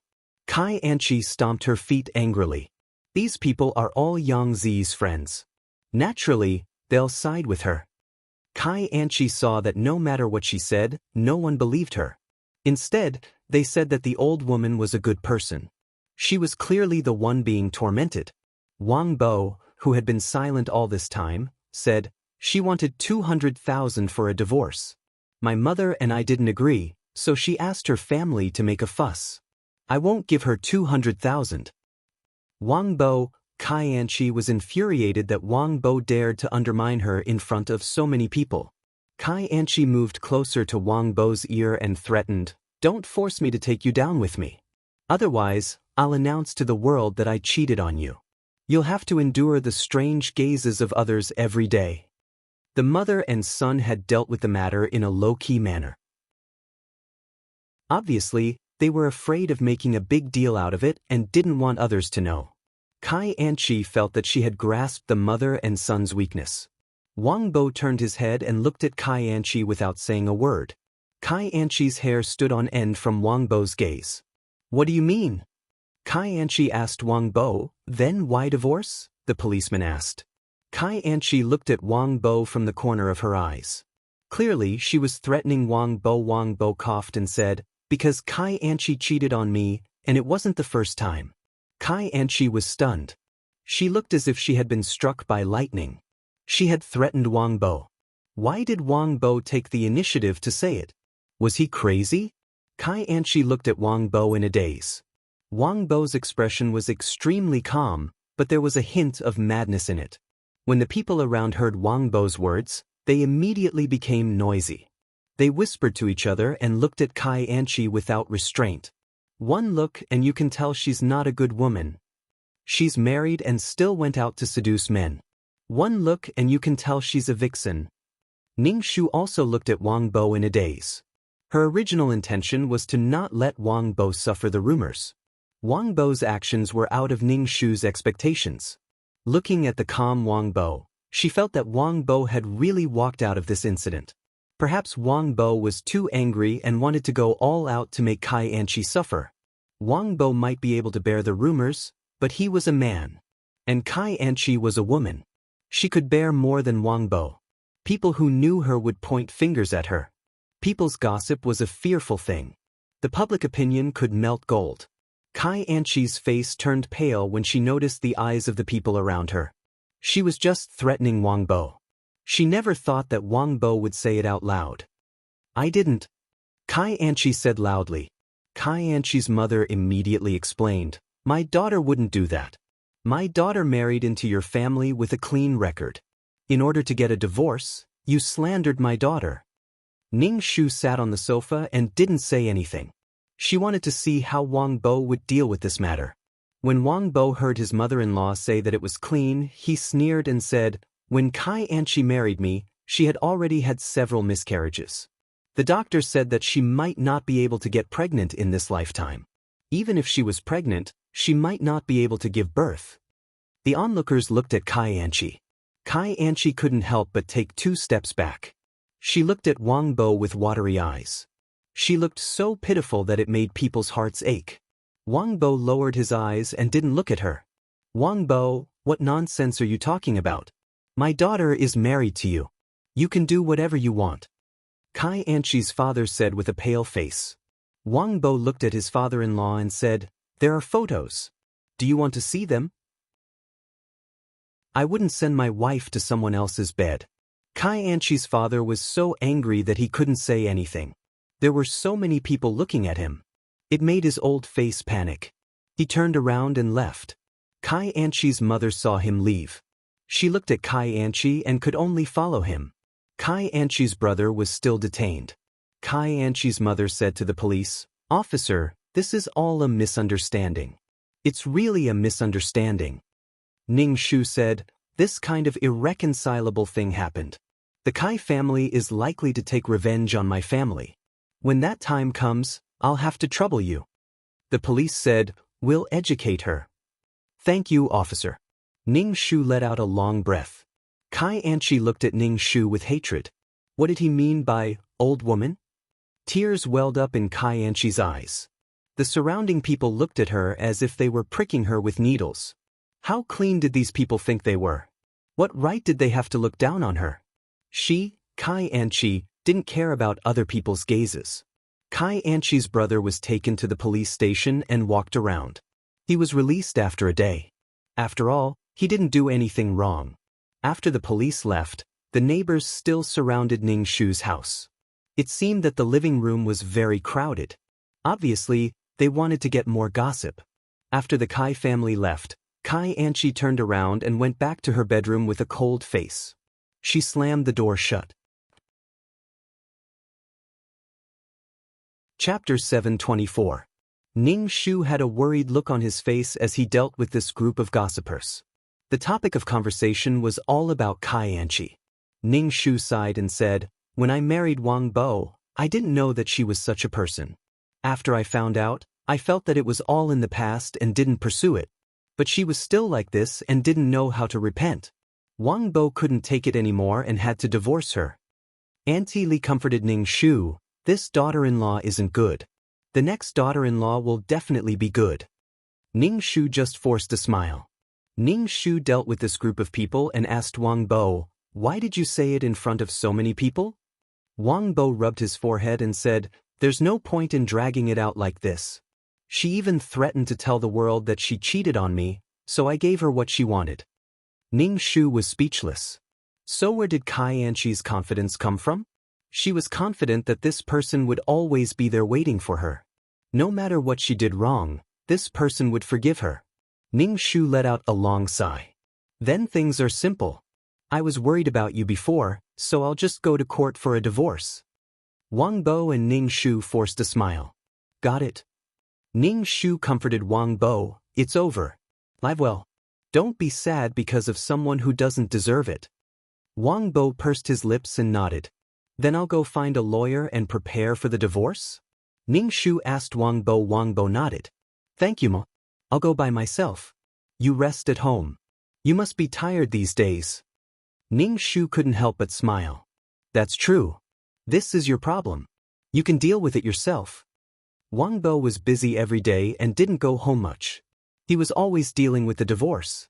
Ning Shu also stopped urging Kai Anchi to get up and work every day. She could sleep whenever she wanted.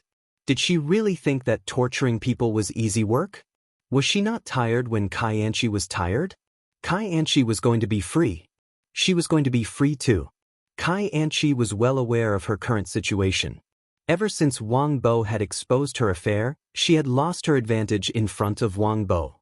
At that time, Kai Anchi was just testing Wang Bo. If the other party's attitude was slightly softer, Kai Anchi felt that she would have gotten the 200,000 yuan. In the end, the probing failed, and now the chicken had flown away and the eggs had been smashed. Kai Anchi came out of the bedroom and said to Ning Shu, who was picking vegetables, "Give me 200,000 yuan, and I will divorce Wang Bo immediately." Ning Shu slowly picked the vegetables and faintly said, "Wang Bo is already preparing for a divorce. Let's talk about it in court." When Kai Anchi heard that she had to go to court, her face turned ugly. She took a step back and said, "Then give me 150,000. 150,000. Ning Shu's expression did not change. "You have to ask Wang Bo about this. You and Wang Bo are husband and wife. I can't say much about this kind of thing." Kai Anchi rolled her eyes. Ning Shu threatened, "If you don't agree, I'll die in your house. You're the ones who forced me to die." Ning Shu was speechless. Ning Shu dared to guarantee that Kai Anchi would not bear to die. Kai Anchi only loved him. How could she bear to die? Seeing that Ning Shu was unmoved, Kai Anchi rushed into the kitchen and picked up a fruit knife. She pointed it at her wrist. If you don't agree, I'll slit my wrists and commit suicide. Ning Shu was speechless. Ning Shu faintly said, "Are you sure you want to slit your wrists? There are no major arteries on your wrists and the bleeding is very slow. Also, can you find the location of the blood vessels? You might cut your tendons and your hands will be crippled. Also, if you bleed too much, your brain will be ischemic and you'll be in a vegetative state after rescue." Kai Anchi's hand that was holding the fruit knife trembled. She looked at Ning Shu in horror. Why are you doing this?" He did not follow the script at all. Ning Shu added, "I'll call the ambulance in time." Kai Anchi really wanted to take the knife and stab this old woman. Hating Ning Shu, Kai Anchi threatened, "Don't regret it." Ning Shu faintly said, "Kai Anchi, I treat you as my daughter-in-law. But you treat this place as a nursing home. Wang Bo and I are people who serve you." Kai Anchi rolled her eyes. "Look at Wang Bo. If I didn't marry him, he wouldn't be able to find a wife. Look at that smug look on her face. It's as if no one can live without you. She's so self-confident." When Kai Anchi said this, Wang Bo opened the door and came back. Hearing Kai Anchi's words, he said resolutely, "I'll find a good wife and lead a good life. Just you wait and see." Kai Anchi crossed her arms and rolled her eyes in disdain. Seeing Kai Anchi like this, Wang Bo was not angry. If he would have died long ago. He faintly said to Kai Anchi, "The day after tomorrow is the day of the court hearing. I hope you'll be there on time." Kai Anchi was so angry that her face turned green. "Are you really going to divorce me?" "Of course. Now everyone knows that you cheated on a woman who had many miscarriages. Compared to being cheated on, I'm more afraid of being laughed at." Kai Anchi took a deep breath. "Don't regret it." Kai Anchi went into the bedroom to pack her things and came out with a suitcase. Kai Anchi looked at Wang Bo as if she was waiting for him to ask her to stay. Wang Bo said, "Remember to be there on time." Kai Anchi stomped her feet and dragged the suitcase away. On the day of the court hearing, Wang Bo and Ning Shu waited for Kai Anchi at the entrance of the court. After waiting for a long time, Kai Anchi finally arrived. The whole Kai family was there. Ning Shu and his mother seemed weak. Their momentum was suppressed by the Kai family. Ning Shu's lips curled up. This kind of thing was not something that could be won with more people. Kai Anchi looked at Wang Bo and said, "It's not too late." Kai Anchi's father, Ning Shu, said, "In-law, there's no need to bring the matter of the two children to court. Live a good life." Damn, both of them were treating Wang Bo as a hero. They knew what their daughter was like, but they still wanted the two children to live a good life. If Kai Anchi was their daughter-in-law, they would probably want to kill her. The double standard was too serious. Ning Shu did not say anything. He turned and entered the court. Wang Bo did not say anything either. He followed Ning Shu into the court. Kai Anchi snorted. Seeing her parents staring at her, she said, "I won't let him off so easily." When the court started, Kai Anchi said her request. 200,000 yuan. Wang Bo just looked at Kai Anchi silently and rolled his eyes speechlessly. Kai Anchi's request was rejected by the judge. "Your husband did not do anything wrong in the legal sense. You are the party at fault in the marriage. You can't ask for alimony. He has no obligation to support you." Kai Anchi's face suddenly turned ugly. "I'm his wife. He should support me." "Husband and wife do not have joint assets. The house is your husband's," the judge said. Kai Anchi's face darkened. She wanted to get a lot of money from Wang Bo, but now she might not get a single cent. If she lost the case, she would have to pay the court fees and the other party's lawyer fees. Chapter 725. Kai Anchi felt that she had suffered a great loss. She didn't get anything after getting married, and she even got herself remarried. "Wang Bo, are you a man?" Kai Anchi could only fire at Wang Bo, "I'm your wife. You should be responsible for me." Wang Bo said faintly, "Responsibility? You've never fulfilled your responsibility as a wife. There was no suspense in this divorce case at all. Wang Bo married Kai Anqi under the circumstances of being deceived. After marriage, Kai Anqi committed adultery with another man. Now, Kai Anqi couldn't live as a couple because of her health. Their relationship had been broken, and it was difficult for them to live together. Even if Kai Anqi didn't want a divorce and wanted to use responsibility to threaten Wang Bo, the court still approved the divorce. The court's decision was that Wang Bo and Kai Anqi were no longer husband and wife. Their relationship was dissolved. Wang Bo let out a long breath. Ning Shu felt as if a huge rock had been removed from Wang Bo's body.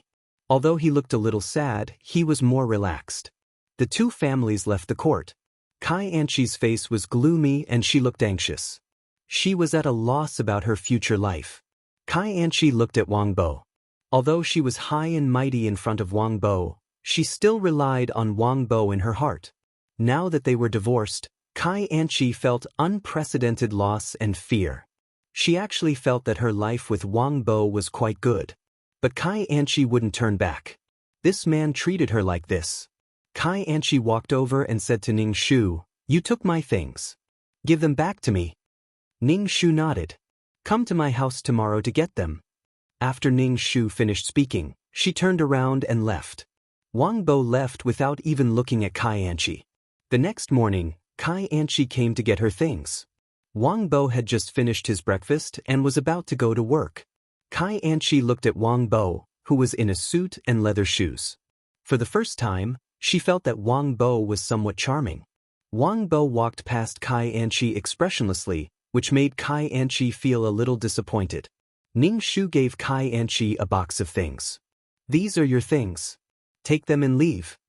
Kai Anqi opened the box and carefully examined its contents. She observed Ning Shu from the corner of her eye. Ning Shu asked, "It's all here. Check it carefully. Don't ask me for anything in the future." Kai Anqi took a deep breath and said, "You ruined one of my dresses and a pair of shoes. You have to compensate me." Ning Shu leisurely said, "Look carefully, everything is in your box, I cut it." Kai Anqi was speechless. Kai Anqi was so angry that her face turned green. She closed the box, picked up the things, and turned to leave. Ning Shu smiled as he looked at Kai Anqi's back. Kai Anqi's body was no longer a weapon, so it was impossible for her to continue living such a life. The 200,000 yuan was saved. Feeding 200,000 yuan to someone like Kai Anqi would really anger her to death. After Kai Anqi and Wang Bo divorced, Auntie Li often visited Ning Shu and asked him what kind of wife he wanted to find for Ning Shu. A wife needs to be chosen by an old man. As long as her personality is suitable, it's fine. Don't think about love and other useless things. Look at your previous wife. Your son liked her, but she turned out to be such a person. Auntie Li told Ning Shu. Ning Shu gently said, "They just got divorced. There's always a transition period. It's impossible to get married immediately." Auntie Li Ning Shu said, "If there's a suitable girl, I'll introduce her to you. She's a good wife and 3 generations of good children. A vicious wife will harm 3 generations of children. Men want to find a beautiful woman with a beautiful face, big breasts, and a slim figure. You have to be careful." Ning Shu nodded. "Thank you. If Wang Bo wants to get married again, you have to help me." Auntie Li smiled. "That's for sure." Wang Bo came back from work in the evening. During dinner, Ning Shu asked, "Kai Anqi already took the things away?" Wang Bo nodded and continued eating. When he saw Ning Shu hesitating to speak, he said, "Mom, just say what you want to say." "Ahem." Ning Shu coughed. "You and Kai Anqi have divorced and are about to start a new life. Well, I just want to ask, how's work recently?" Wang Bo said, "It's pretty good. Recently, there's a promotion. I can fight for it." Ning Shu smiled and said, "It's pretty good." A down-to-earth and hard-working child like Wang Bo would one day stand out. Ning Shu wanted to ask if Wang Bo had a girlfriend, but he thought it was better to forget it. They had just gotten divorced. If he rushed it, it would be easy for problems to arise. Not long after, Wang Bo was indeed promoted. Although it was only a small step, Wang Bo was very happy. However, Ning Shu was very sad. Her daughter-in-law was still nowhere to be seen. She suddenly understood how parents felt when urging marriage. How could she leave without seeing Wang Bo find a girlfriend? Auntie Li's group of old friends were addicted to matchmaking. Every day, they would introduce young girls to Ning Shu. They even dragged Ning Shu to peek at the girls. Ning Shu, she was busy as a dog. She just didn't know what Wang Bo was thinking. Every time she wanted to ask if Wang Bo was in a relationship. Was it a boyfriend or a girlfriend? But it was like constipation. She couldn't hold it in for a long time. She was afraid that it would make Wang Bo feel pressured. It made Ning Shu unable to eat well and sleep well. One afternoon, when Wang Bo came back for lunch, he brought a girl back. Ning Shu was so excited that her heart was about to jump out. She looked at the girl like a wolf. Well, she looked average. She was pleasing to the eye. She was a pretty girl from a humble family. "Hello, Auntie," the girl called Ning Shu. Ning Shu smiled kindly and gently. Good, good. A soft and cute girl was good. Bringing her home would definitely be a good idea. But it was so sudden. Ning Shu felt that it was inappropriate. Conflicted, Ning Shu asked the girl to sit down and eat. The girl was a little reserved. She glanced at Wang Bo from time to time. Wang Bo comforted her. "It's okay. My mother is a very kind person." Wang Bo said to Ning Shu, "This is Xiaoyu from our company, Jiang Xiaoyu." Ning Shu nodded and smiled warmly at Jiang Xiaoyu. "Since you're here, just treat this as your own home." "You're welcome." "Thank you, Auntie," Jiang Xiaoyu thanked her. At the dining table, Ning Shu kept observing Jiang Xiaoyu. He didn't know if it was because she couldn't let go, but Jiang Xiaoyu didn't take much food. When Wang Bo picked up food for her, she smiled at Wang Bo with curved eyes. She was very cute and even thanked Wang Bo. What a quiet and cute girl. Ning Shu was very satisfied. She was much better than Kai Anchi, who didn't know how to be grateful and had a serious princess syndrome. He just didn't know how Wang Bo felt about this girl. When he brought Kai Anchi home, she had a silly smile on her face. She looked like an idiot who had fallen in love. Now, Wang Bo was very calm.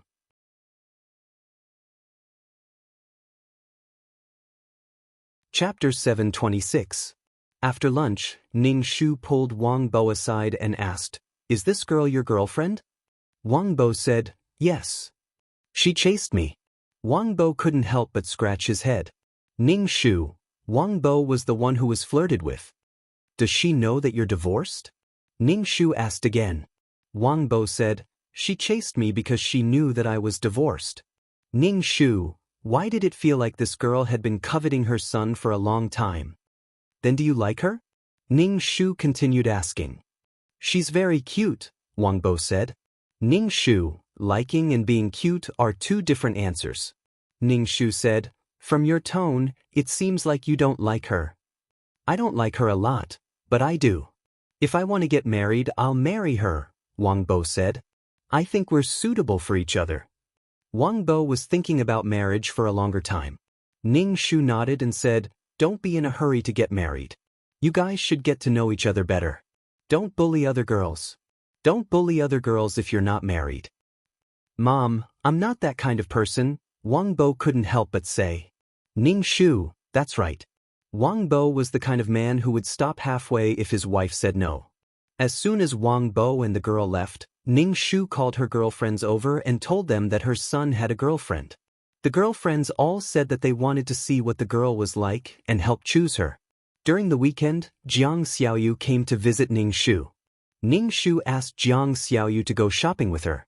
They met a group of girlfriends in the corridor and then went shopping together. Ning Shu asked Jiang Xiaoyu, "What do you like about my son?" Jiang Xiaoyu said straightforwardly, "He's very kind. When I first came to the company, I didn't know anyone. My boss asked me to move things. When he passed by and saw that I couldn't move, he helped me." "That's it?" Ning Shu looked at Jiang Xiaoyu. Jiang Xiaoyu looked at Ning Shu in astonishment. "That's enough. A kind man will definitely treat his wife well." "But he had a failed marriage," Ning Shu said.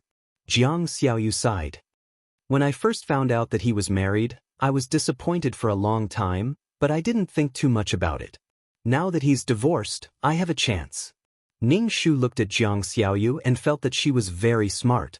When she found out that Wang Bo was married, she didn't think of interfering in other people's marriages.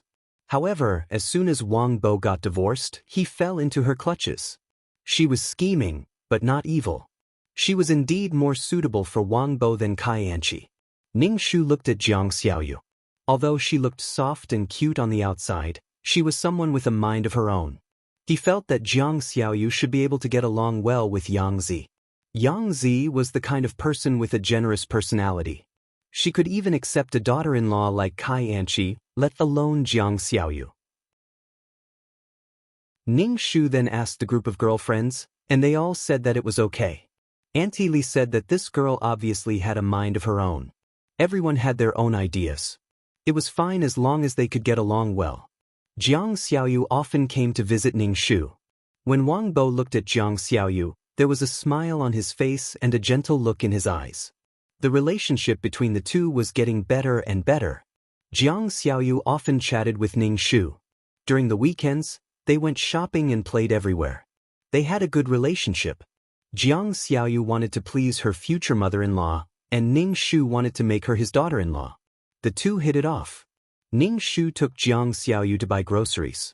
Ning Shu found that Jiang Xiaoyu's cooking skills were very good. Jiang Xiaoyu especially liked to cook all kinds of delicacies. Ning Shu didn't refuse. He ate as much as he could. She really didn't want to eat noodles. As soon as the two went downstairs, they saw Kai Anchi wandering around downstairs. When Ning Shu saw Kai Anchi, he couldn't help but raise his eyebrows. Kai Anchi was now thinner than before. Although she was wearing branded clothes, she didn't look as bright as before. It was already autumn, but Kai Anchi was still wearing a branded dress and carrying a branded bag. But she gave off a decadent feeling. Even branded clothes couldn't save Kai Anchi's decadent temperament. When Kai Anchi saw Ning Shu, her expression was a little strange. When she saw Jiang Xiaoyu, she thought of a possibility and frowned. Ning Shu acted as if he didn't see her and walked away calmly. Kai Anchi pursed her lips tightly and caught up with Ning Shu. Ning Shu looked at Kai Anchi, who was blocking in front of him, and asked indifferently, "Miss, what's the matter?" Kai Anchi glanced at Jiang Xiaoyu. Ning Shu shouted, "Mother-in-law! Don't call me mother-in-law. You and Wang Bo are divorced. We are no longer mother-in-law and daughter-in-law," Ning Shu said. Jiang Xiaoyu said to Ning Shu, "Auntie Yang, I'll wait for you over there." Ning Shu nodded.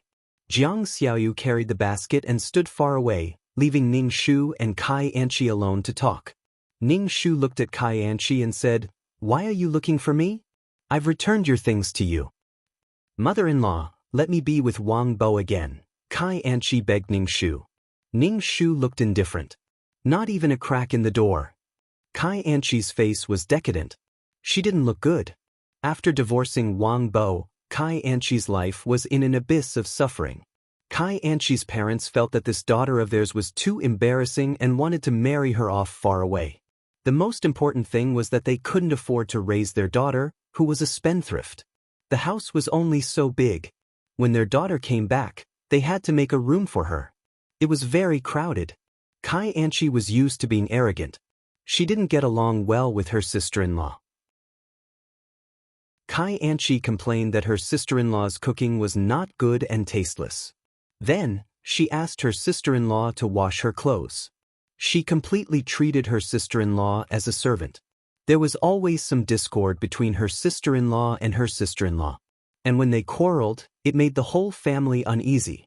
Her sister-in-law despised and hated Kai Anchi. She urged the family to quickly marry Kai Anchi off. Kai Anchi's parents were now looking for a husband for Kai Anchi. The person they were looking for was a foreigner. The foreigner didn't know what Kai Anchi had done. Kai Anchi's parents were in the mood to shift the blame. As long as they could shift the blame, everything would be fine. In the past, Kai Anchi could still rely on herself.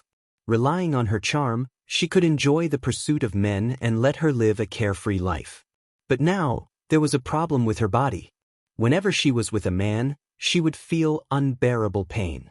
It was as if she had walked one round in hell. That kind of pain caused Kai Anchi to be traumatized. The man wanted something from her. If she couldn't satisfy the man naturally wouldn't give her a lot of material things. Now that her family wanted her to marry, Kai Anchi immediately thought of her body. If she married a hateful man who didn't care about her body and forced her, what would she do? At this time, Kai Anchi thought of Wang Bo. Wang Bo never forced her. He was obedient to her. Even if it was to help with the housework, Kai Anchi could accept it. Chapter 727. Ning Shu didn't know how thick Kai Anchi's skin was. She actually had the nerve to come back. It wasn't easy to get a divorce. What was the difference between asking her to come back and committing suicide? Kai Anchi looked at Ning Shu's cold and disdainful face and decided to show weakness. She just wanted to marry Wang Bo again. "I'll do the housework well in the future," Kai Anchi said to Ning Shu. "I won't interact with those men anymore. I swear." She really didn't want to marry into some unknown corner. What would she do if she met a bad man? In comparison, Wang Bo was much better. Her parents' attitude was very firm. They wanted her to get married, and Wang Bo was the best candidate. "Grandma, believe me. I've really changed. I won't do it again," Kai Anchi said as she knelt down in front of Ning Shu. Ning Shu couldn't help but roll his eyes. They had already fallen out. How could Kai Anchi have the nerve to come back? Why did she think that she still had a chance when others were still waiting for her? In the plot, she took the money and left, living a carefree life. Now that she wasn't living a good life, she wanted to come back. How could there be such a good thing? Ning Shu pointed at Jiang Xiaoyu, who was standing not far away, and said, "This person will be Wang Bo's wife. As for you, go back to where you came from. It's impossible for you and Wang Bo to be together even if the sky falls down," Ning Shu said as he walked towards Jiang Xiaoyu. Jiang Xiaoyu looked at Ning Shu from time to time. Ning Shu smiled and said, "Don't look at me. It's impossible for her and Wang Bo to be together. I only recognize you." Jiang Xiaoyu held Ning Shu's arm generously and said with a smile, "Thank you, Auntie." When Ning Shu and Jiang Xiaoyu came back from grocery shopping, Kai Anchi was still waiting downstairs. Kai Anchi looked at Jiang Xiaoyu with piercing eyes. She wanted to walk towards Jiang Xiaoyu, but after 2 steps, she stopped when she saw Ning Shu staring at her coldly. Kai Anchi stuck to Ning Shu's cold face. She didn't give up and waited downstairs for Wang Bo to come back. She wanted to talk to him. Jiang Xiaoyu leaned on the balcony and looked at Wang Bo and Kai Anchi downstairs. Ning Shu walked over and looked down. As soon as Kai Anchi approached Wang Bo immediately retreated to avoid Kai Anchi. Seeing Wang Bo's attitude, Ning Shu felt a lot more at ease. He was afraid that Wang Bo's brain would be flooded with boiling water and he would act stupid again. Kai Anchi said something and excitedly tugged at Wang Bo's sleeve. Wang Bo shook off Kai Anchi's hand and turned to enter the building. Letting out a long sigh, Jiang Xiaoyu looked at Ning Shu and awkwardly said, "Wang Bo's ex-wife is beautiful, and I was afraid that Wang Bo would be soft-hearted." "I won't," Ning Shu said. "Let's not talk about how Kai Anchi hurt Wang Bo. Wang Bo already has you now." Jiang Xiaoyu nodded. Hearing the sound of the door opening, Jiang Xiaoyu's eyes were filled with tears. As soon as Wang Bo opened the door, he saw Jiang Xiaoyu's sad expression. Wang Bo felt a little guilty. He went over and took Jiang Xiaoyu's hand and pulled her to the balcony to talk. He explained to Jiang Xiaoyu and promised her that he would never see Kai Anchi again. Ning Shu smacked his lips. Small quarrels were fun. Jiang Xiaoyu's means were good. She didn't quarrel and expressed her grievances. Forcing a man to make a promise was different from a man taking the initiative to make a promise. Jiang Xiaoyu knew how to manage relationships. She was a girl with a high EQ. No wonder Wang Bo fell for her so easily. Unfortunately, in the plot, Wang Bo resigned from the company after the divorce. He was dispirited for a long time and found a new job. He missed Jiang Xiaoyu. However, with Wang Bo's dispirited appearance in the plot, Jiang Xiaoyu probably wouldn't like him. Who would like a soulless man? Kai Anchi came to find Wang Bo several times, but Wang Bo avoided her. Kai Anchi couldn't wait for Wang Bo and was very unhappy. Kai Anchi's parents had already found a husband for Kai Anchi. The man gave Kai Anchi 10 to 20,000 yuan as a gift, and Kai Anchi was stuffed into the car by her parents. Kai Anchi was taken out of the city and married a man in his 30s. Kai Anchi knew that her parents had sold her to this ugly man. He had dark skin and she couldn't understand a word he said. As soon as they reached home, he forced her into a small house. Kai Anchi was tortured by the man. She tried to escape, but the man caught her.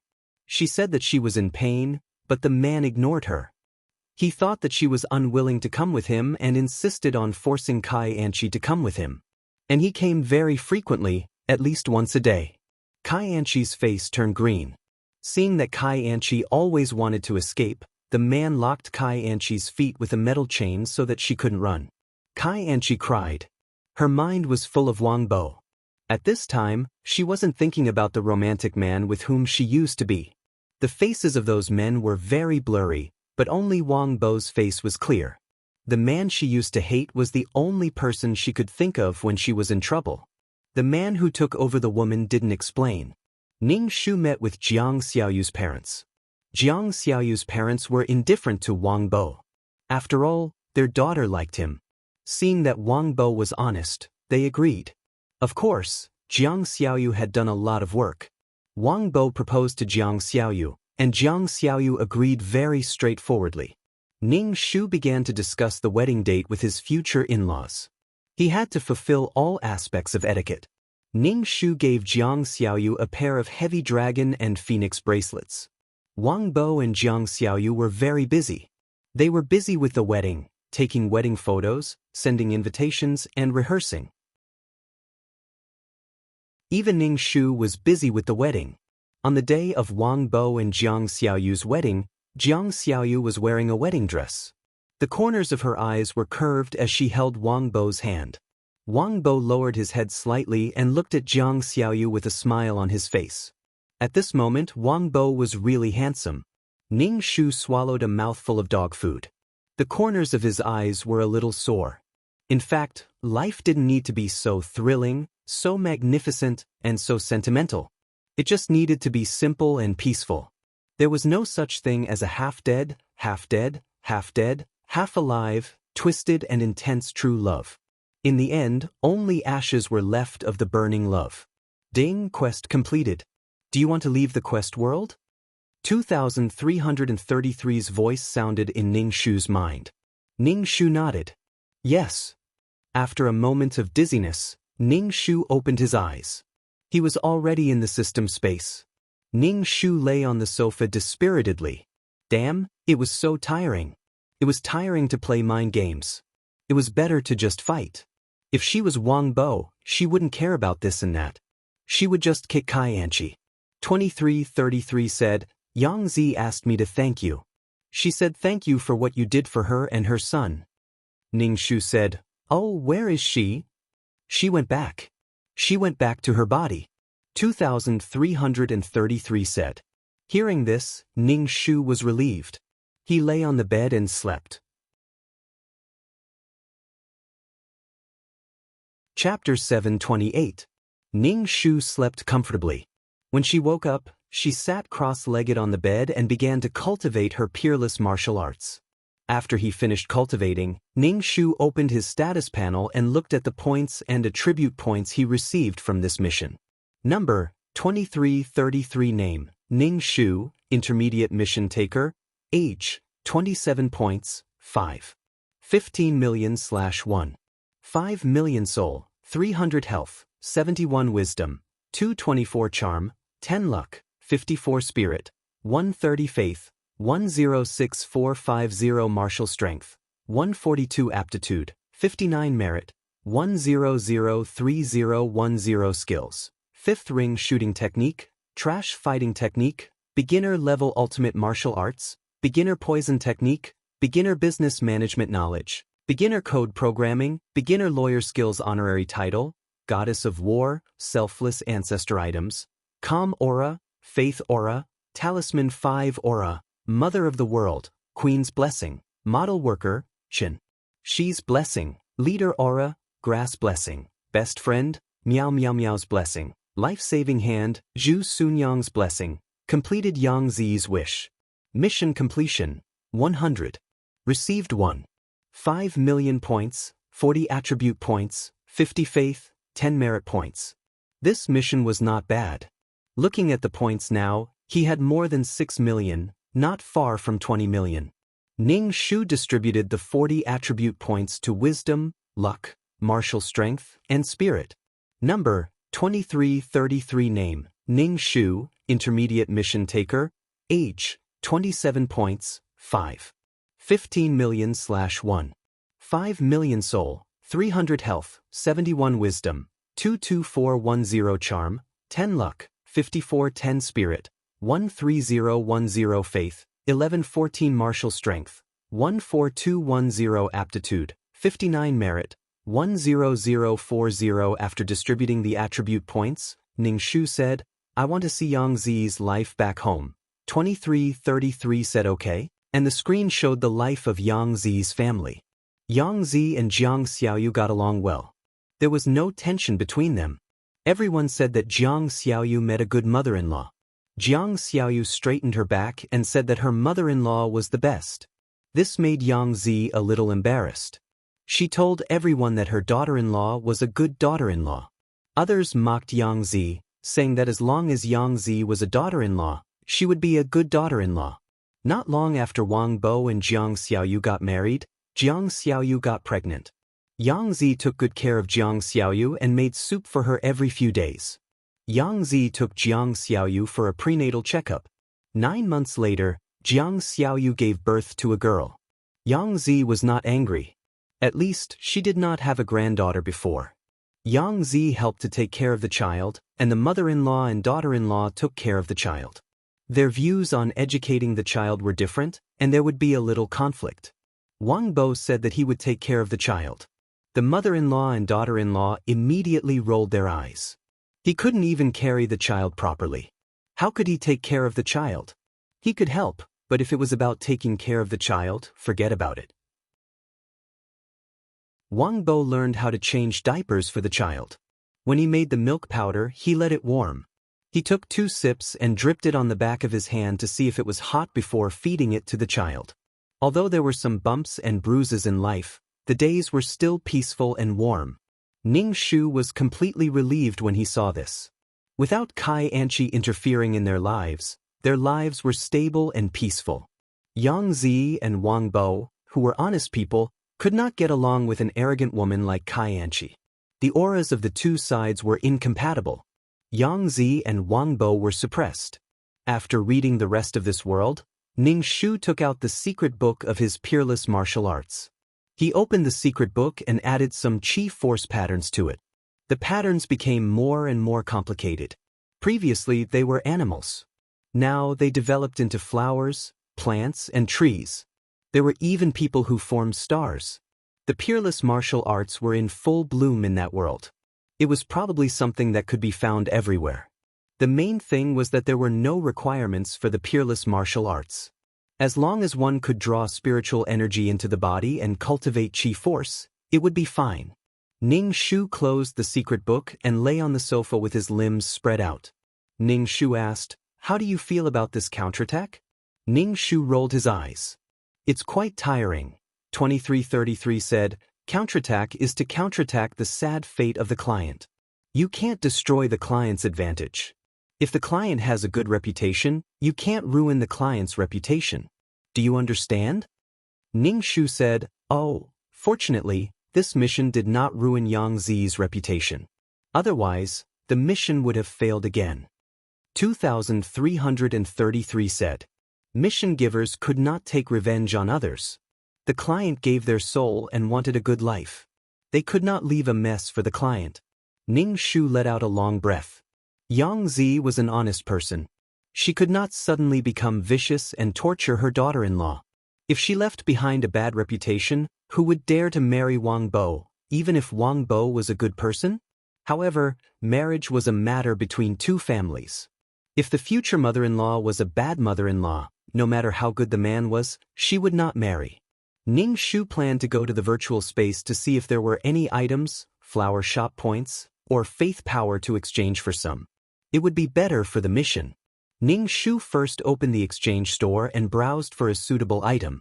Then, he went to the virtual space to look for the same item. Maybe it would be cheaper. Ning Shu's fingers swiped across the screen, browsing a variety of goods. Ning Shu's eyes were fixed on an item. This item was an upgraded version of the amulet. Not only could it resist the fate of being erased if the mission failed, but it could also prevent one from leaving the mission world. In other words, if one encountered an irresistible danger, one could still stay in the mission world and continue the mission. However, the price made Ning Shu's heart beat faster. It was too expensive. It actually cost 100 merit points. A normal amulet only cost 30 merit points. Ning Shu decisively closed the exchange store and went to the virtual space to see if it could be cheaper. After a moment of weightlessness, Ning Shu stood on the street in the virtual space. Ning Shu went to the item store to browse. He saw that the upgraded amulet in the store also cost 100 merit points. 100 merit points. Ning Shu asked the shop owner, "Can the upgraded version of the amulet be cheaper?" The shop owner sized up Ning Shu and asked tentatively, "You have so many merit points." Ning Shu said, "Actually, it's still a little short of 100 merit points, so I'm asking if you can make it cheaper." "How many merit points do you have?" Ning Shu asked. Ning Shu thought for a moment. 80 merit points. "No, the price difference with the exchange store is too big. It's impossible to exchange it for you." The shop owner refused directly. Ning Shu saw her firm attitude and knew that it was impossible to get this item for 80 merit points. He asked, "How much do you want?" "At least 95 merit points," the shop owner said. Chapter 729. In the end, Ning Shu bought this item with 95 merit points. After exchanging for this item, Ning Shu planned to go to the restaurant to eat. The food in the restaurant was really good. In the previous world, he ate noodles all the time. Ning Shu felt that he didn't want to see noodles for a long time. Walking into the restaurant, Ning Shu picked an empty table and ordered a lot of dishes. As he was chewing on a drumstick, he felt some tremors under his feet. Ning Shu didn't pay much attention to it. However, the tremors were getting stronger. The plates on the table were shaking and the table kept shaking. Ning Shu couldn't help but press on the table. It felt like the earth was shaking. Earthquake. Run quickly. Ning Shu quickly rushed out of the restaurant and stood on the street. The bluestone slabs under his feet kept shaking and the cracks in the bricks opened. Oh my God, what's going on? Ning Shu couldn't help but look up at the sky. Then he saw a man in a black windbreaker flying across the sky. Ning Shu narrowed his eyes. He looked a little familiar. This was the uncle. Perhaps he noticed Ning Shu's gaze. The uncle glanced at Ning Shu and flew away with the man beside him. Ning Shu, it was the same look of disdain again. Sir. The waiter ran out of the restaurant and said to Ning Shu, "Why did you run away?" Earthquake. Ning Shu turned back, but he couldn't see the man in the black windbreaker anymore. The waiter smiled. "Sir, this is normal. The virtual space is a space created by a powerful person. If there's a lack of energy, this will happen. Someone from above will take care of it." Ning Shu was speechless. Ning Shu looked around. It was as if he was making a fuss about nothing. The people on the street were just doing what they were supposed to do. Even if this space collapses, the mission enforcers have the system space. They will be teleported back to the system space. "Nothing will happen," the waiter said. Ning Shu looked up at the sky. When he turned around and wanted to enter the restaurant, he heard a voice. "All mission enforcers, leave the virtual space." This voice did not belong to the uncle. The waiter looked surprised and said to Ning Shu, "Dear customer, please leave the virtual space. I'll charge you half price for your food." Ning Shu paid the bill and asked, "What's wrong?" That's the voice of the manager of the virtual space. "Something must have happened," the waiter said to Ning Shu before turning around to get busy. The people on the street slowly left the virtual space. Ning Shu also said to 2333, "Let's go." As soon as Ning Shu finished speaking, the entire virtual space shook violently, directly throwing her out of the virtual space. Ning Shu was speechless. Ning Shu looked around. Everything around him was void. The uncle in a black windbreaker was standing in the void. Everything around him was void, which made him very obvious.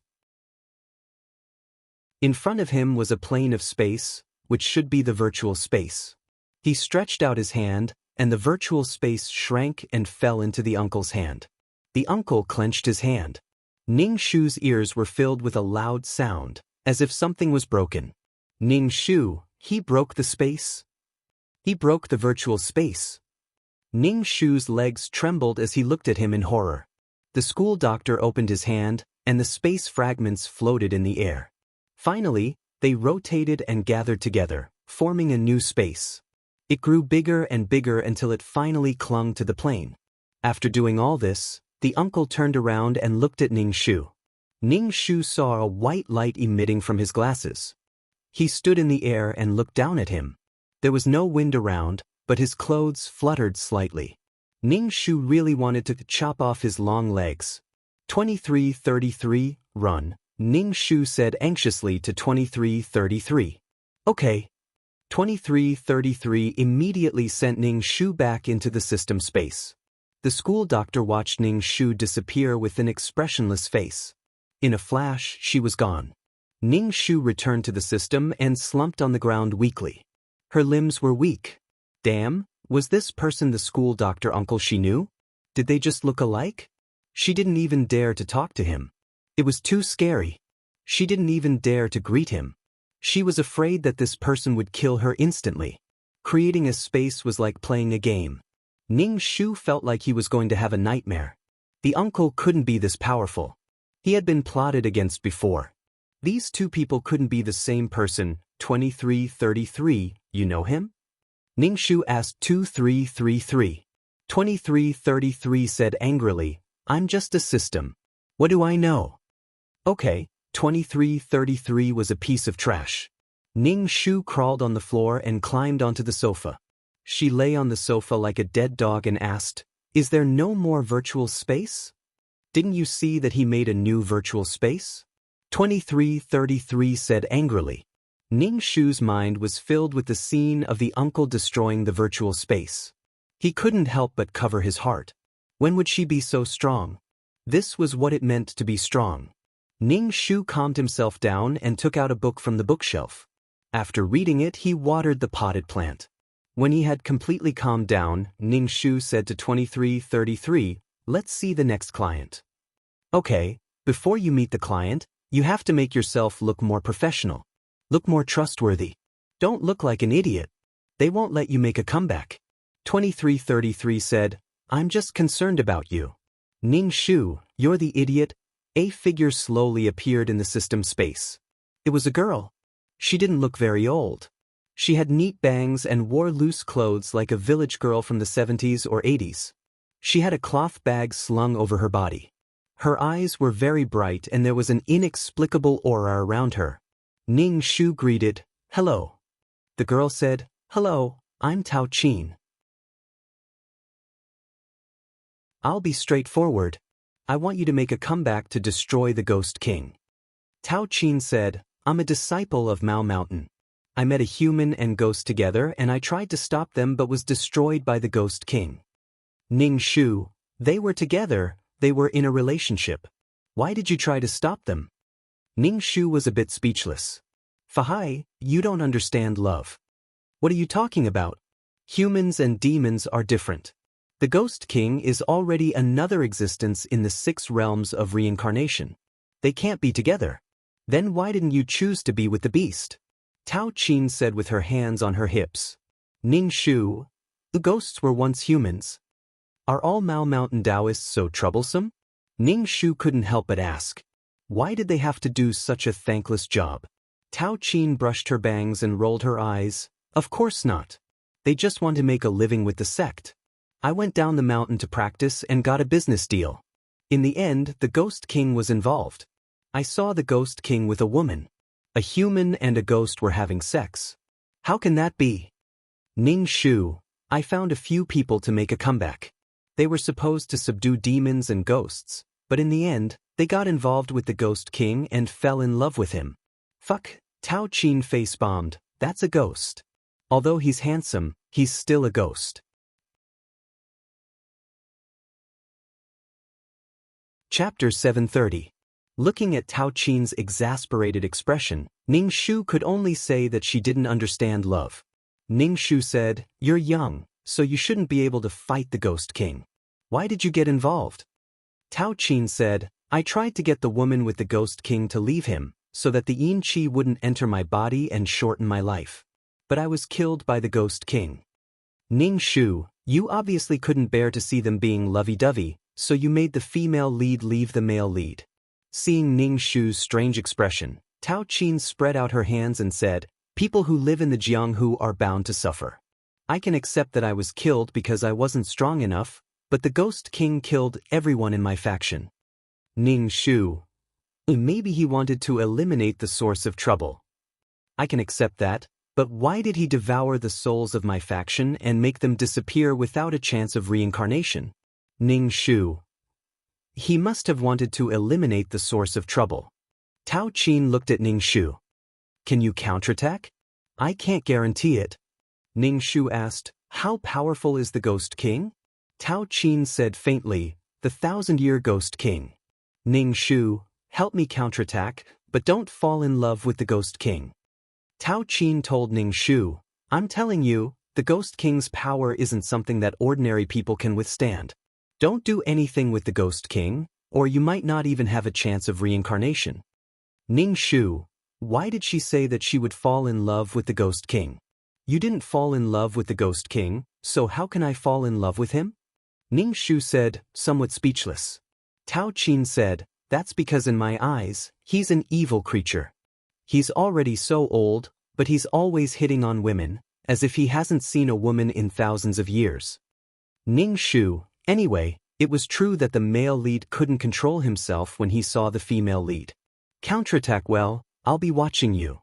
Tao Qin patted Ning Shu's shoulder and disappeared. Ning Shu was speechless. "Fuck, I refuse. I can't beat a 1,000-year-old ghost. Is the deal done?" Ning Shu asked. "It's done." 2333 said, "This is the last time she will be looking for someone to counterattack. You are the last one.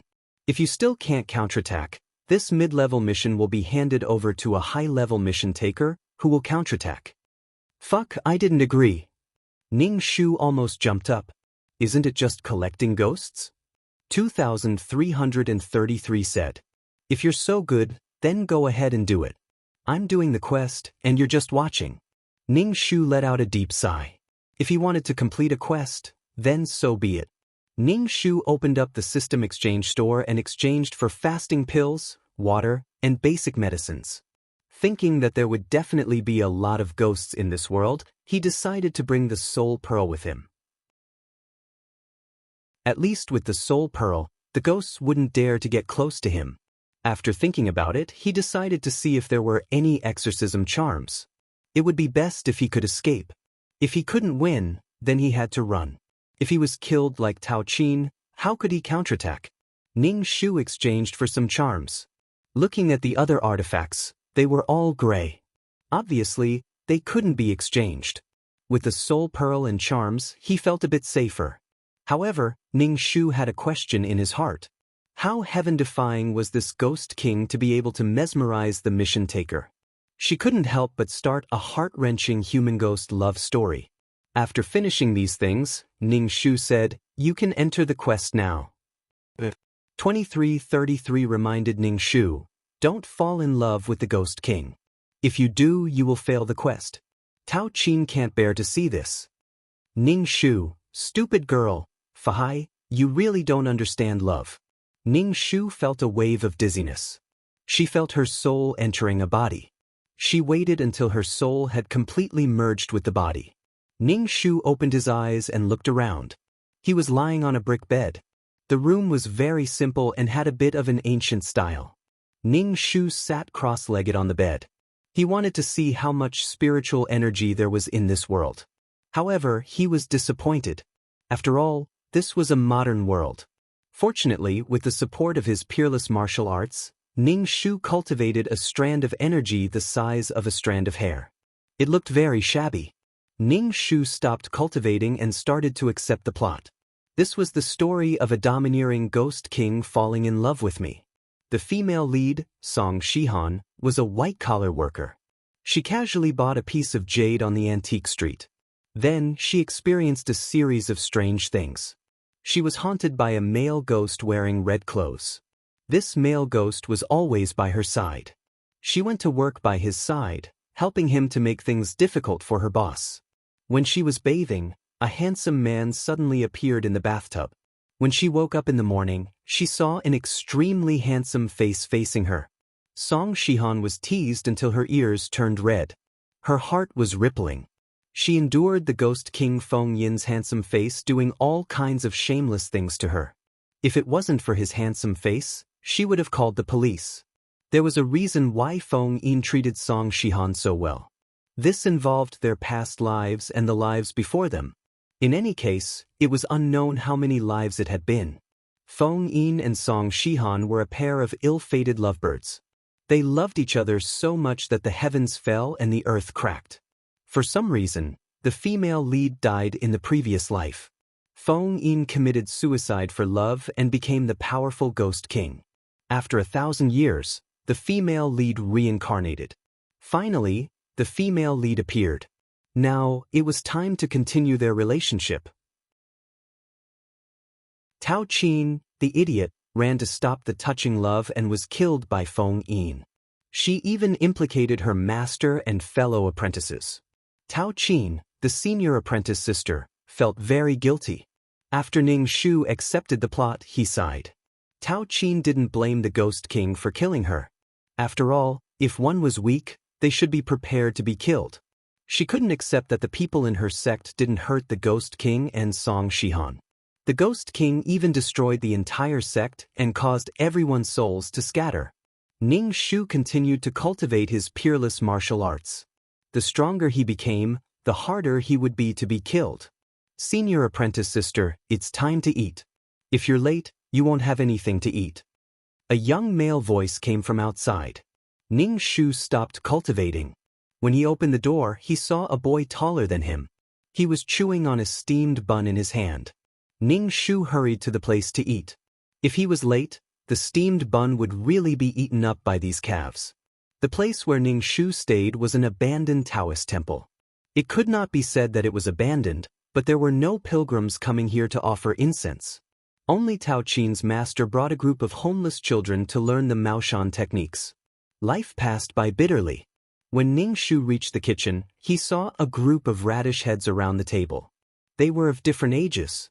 Most of them were boys, but there were also 2 little girls with braids and missing front teeth. The most eye-catching one was sitting at the head of the table. He had a beard and a shameless bun on his head. At this moment he was burping and picking his teeth. When Ning Shu saw this old man, a sour feeling arose in his heart.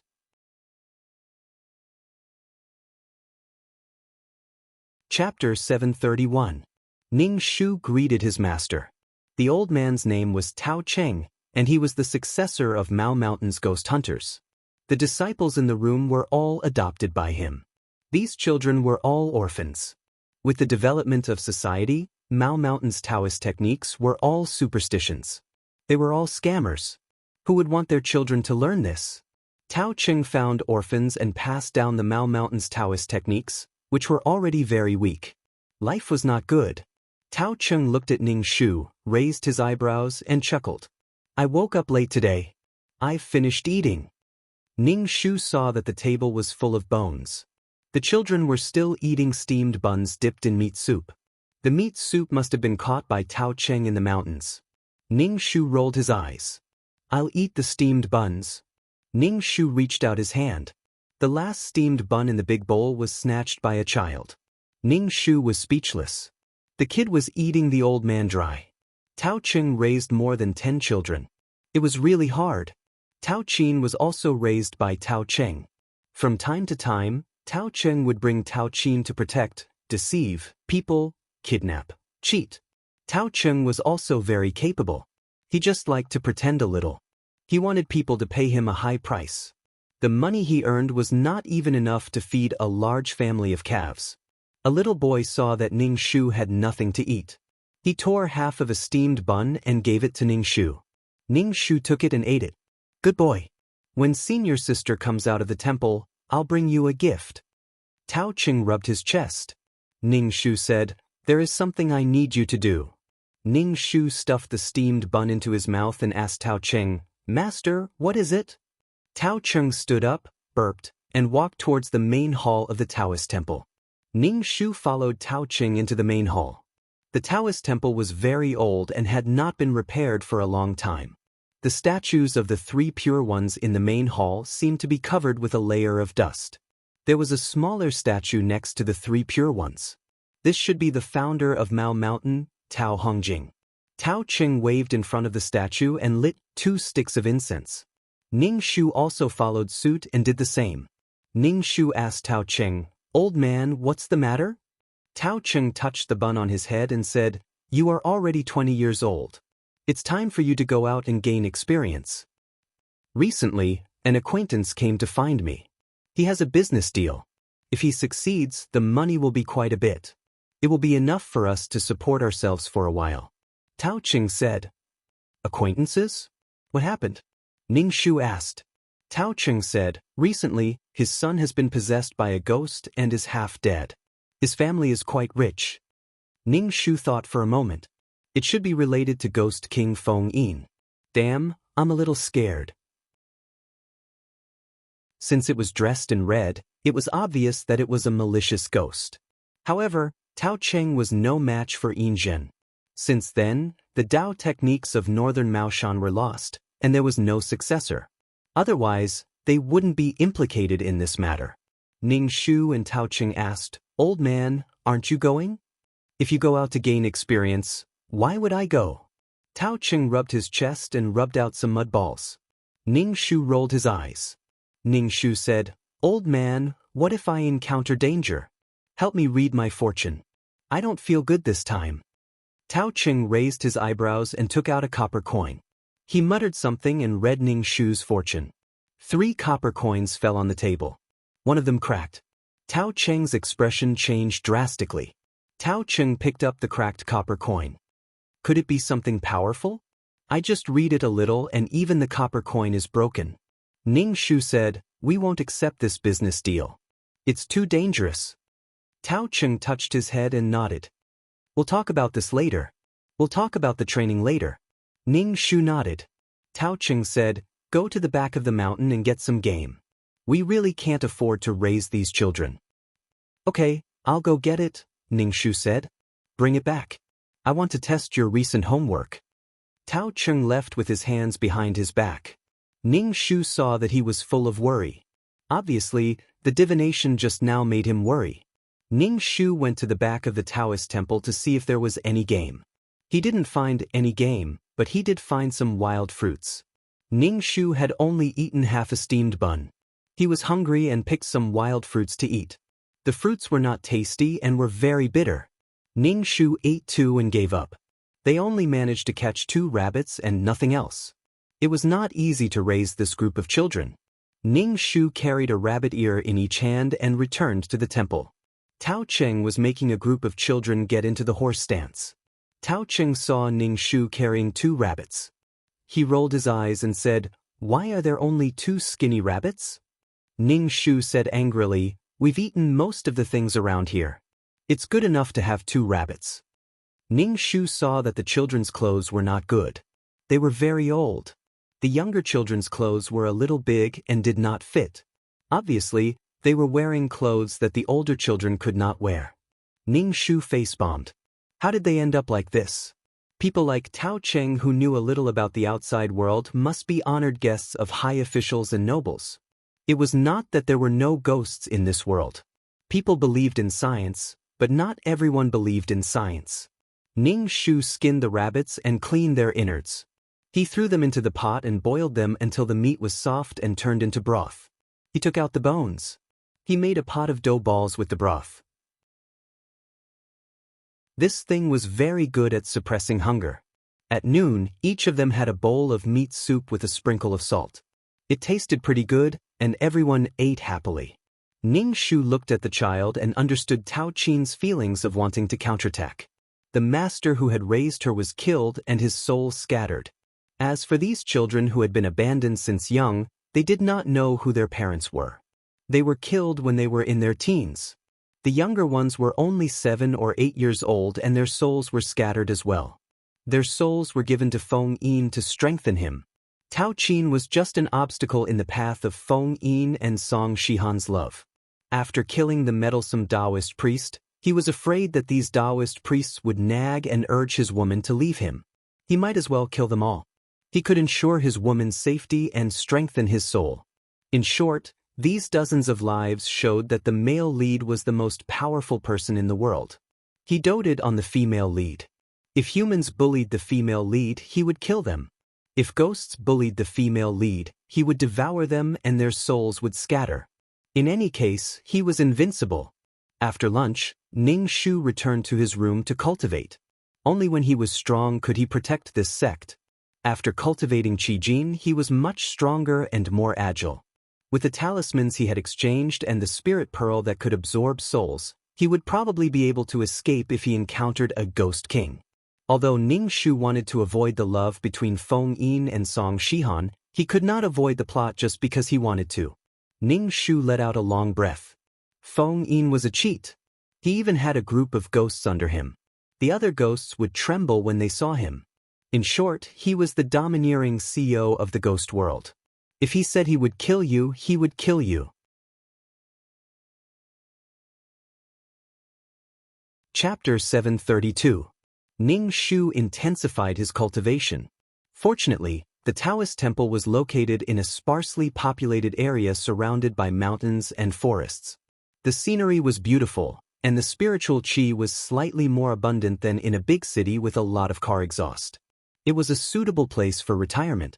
There was a village at the foot of the Taoist temple, but it was a very poor and backward village. Occasionally, people in the village would come to the old man when they encountered something supernatural.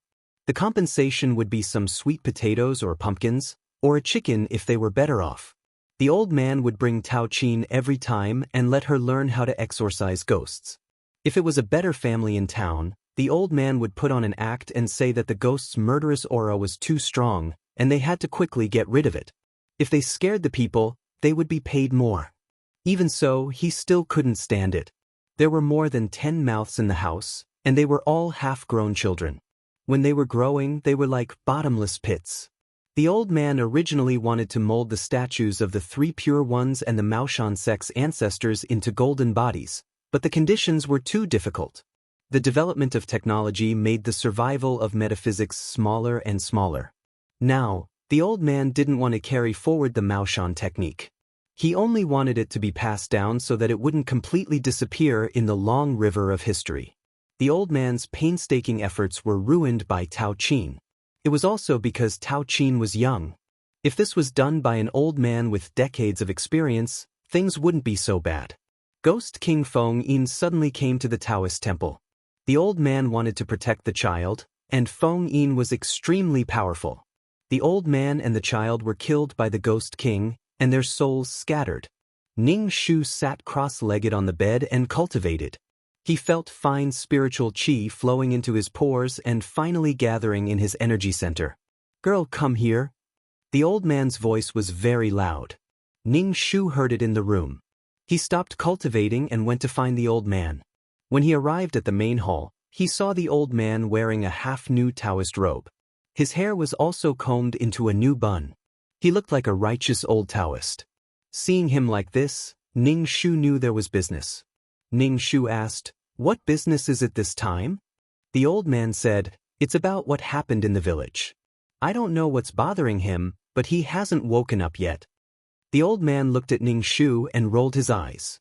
"This time you're the host. See what you've learned." Ning Shu braced himself and said, "Oh, okay." Now, was she going to become a ghost-catching Taoist? The old man brought him down the mountain and arrived at a house. As soon as he entered the courtyard, Ning Shu felt a cold aura and his hair stood on end. The old man stood in the yard and observed his surroundings. Ning Shu also looked around. This was an ordinary farmyard. There was a locust tree in the yard, and there was a well under the locust tree. Ning Shu walked into the well and looked inside. The well was under the locust tree and the light was blocked by the branches. It was dark inside and he couldn't see the well water. The locust tree was a little big and almost covered half of the small yard. Standing under the tree, it was very cool and even cold.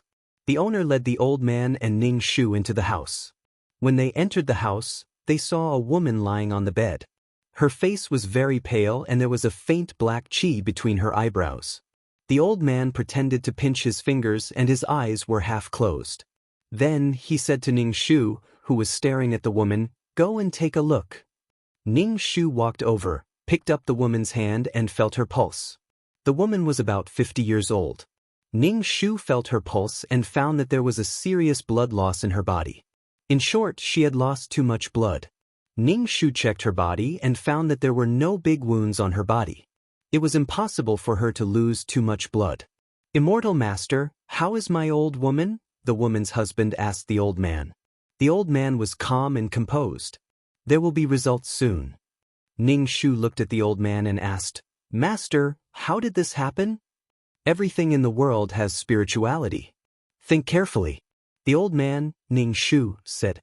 Ning Shu knew that the old man wanted him to solve it.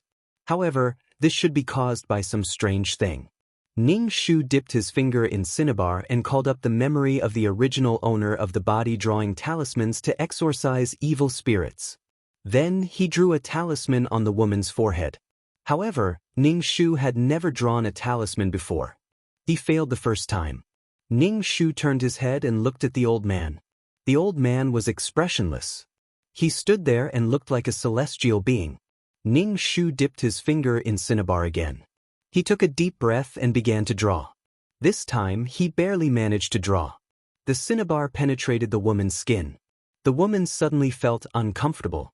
Black chi rolled out from between her eyebrows. She opened her mouth and screamed.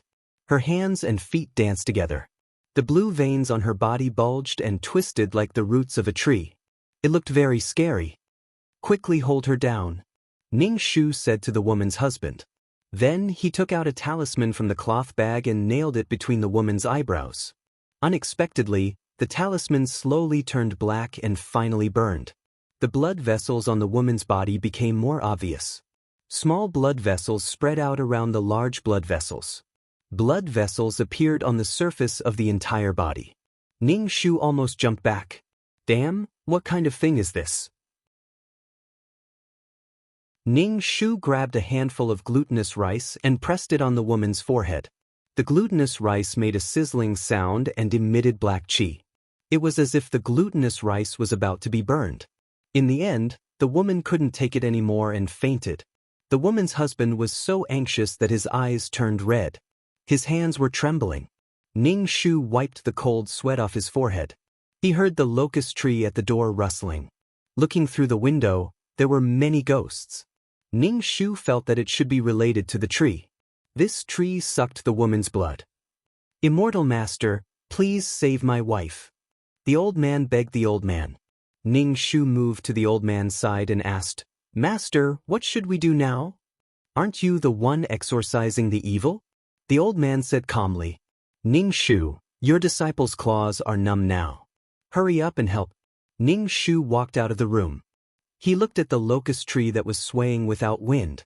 The branches were swaying. It was fucking a spirit.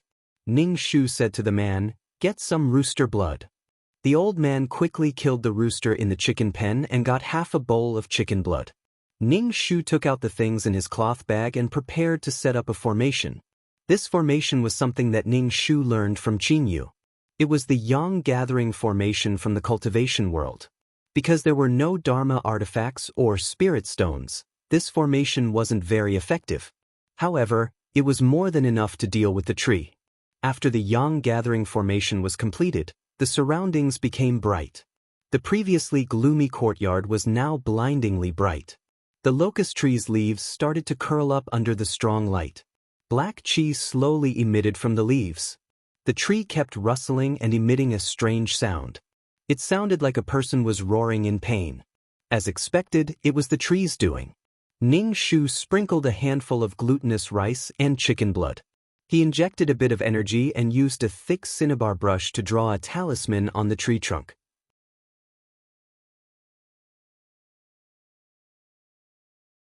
Chapter 733. As Ning Shu drew the talisman, the locust tree shook even more violently. It actually broke the branches on its body and smashed them at Ning Shu. "Lass, dodge it," shouted Ning Shu.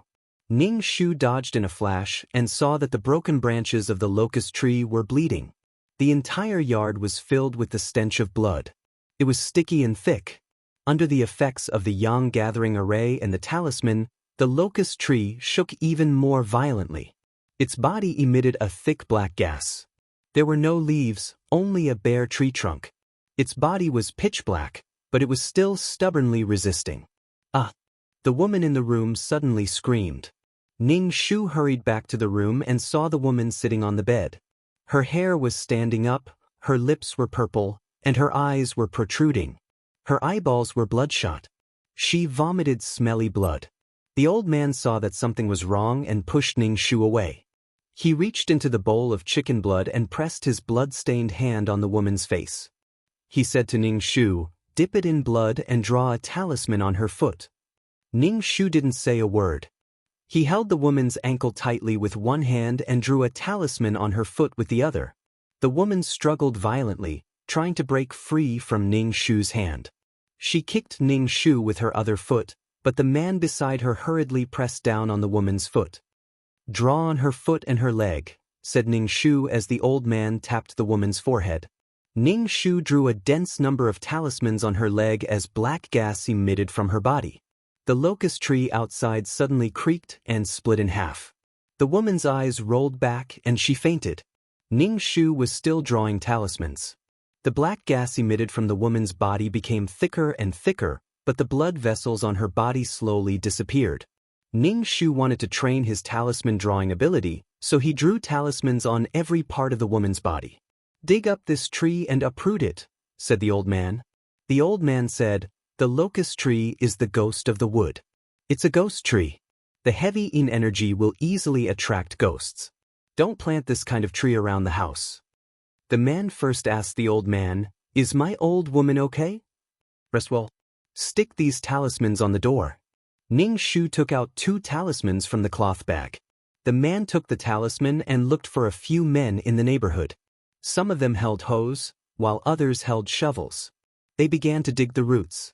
The locust tree's roots were deeply rooted, extending across half of the courtyard. When the tree bark was broken, it would bleed black blood. This black blood was something that even flies wouldn't bite. It smelled fishy and evil. The old man tidied up his Taoist robe and said, "This poor Taoist will leave first." The man immediately thanked the old man and asked, "How did my wife get targeted by this tree?" Actually, Ning Shu was quite curious. Why did the locust tree find a woman? Could it be because women had yin attributes? The old man said indifferently, "In fact, this locust tree is like this because of your wife. Your wife was menstruating and the blood from the menstrual cloth was poured on the tree. A woman's menstrual water is something with heavy yin energy. Moreover, it's something dirty in the body. The locust tree is a ghost tree. After absorbing this, it naturally treats your wife as a provider." The old man looked at the chicken in the courtyard and stroked his beard. He had the demeanor of an immortal and said, "This chicken also suffered an unexpected calamity. It should be released from purgatory." The man quickly gave the rooster to the old man. The old man took it and shook his head with pity. He stuffed it into Ning Shu's arms. The man gave her 2 pumpkins the size of a millstone. Ning Shu carried the 2 pumpkins out of the yard and asked the old man, "How do you know that it was caused by the blood of the woman who washed the menstrual cloth?" Although there were sanitary pads now, in a poor and backward village like this, women were still reluctant to spend money to buy sanitary pads that were thrown away after one use. The old man looked at Ning Shu in annoyance. "Why are you so unfamiliar with exorcism this time? In our line of work, we have to have good eyesight and pay attention to our surroundings. Taoist magic is not some feudal superstition. It's about observing the layout and analyzing it to deduce the good and bad of the place. There's a well under the locust tree. It's convenient to wash clothes by the well. How can there be no problems after decades of watering?" The old man shook his head and said, "It's just that the locust tree's roots are very deep. The water in the well is also not clean. The locust tree is a tree that grows through coffins. If this tree wasn't planted by humans, there would probably be a grave within a meter. Ning Shu, understood. Master is so awesome. Then why didn't you tell him? Ning Shu asked. The old man looked at Ning Shu as if he was looking at rotten wood. I already told him. Even if it's just one job, if he really dug up something, he would definitely come to me. That's 2 jobs and 2 rewards. Are you stupid? If you dig up a grave, you have to ask the ancestors to leave.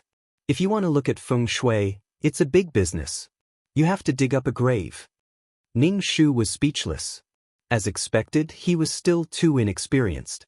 What happened just now made Ning Shu feel that the world was very dangerous. If a tree could be like this, there was no need to talk about the Ghost King. What array formation did you use just now? The old man asked Ning Shu. He thought for a while but still couldn't remember. Ning Shu had already thought of an excuse. Isn't this the spirit trapping array that you taught me? Can't I tell if it's a spirit trapping array or not? The old man said in annoyance. Ning Shu thought for a while and finally said, I must have made a mistake. In the end, it ended up like that. The old man patted Ning Shu's head heavily. I told you to go and gain experience.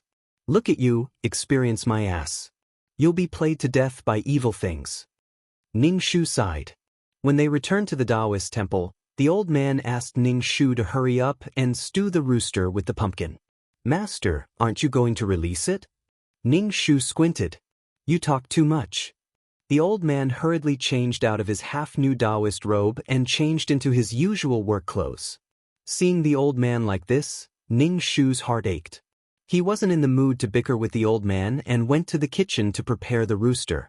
Some of the junior brothers and sisters picked up some firewood from the mountains and neatly stacked it in the woodshed.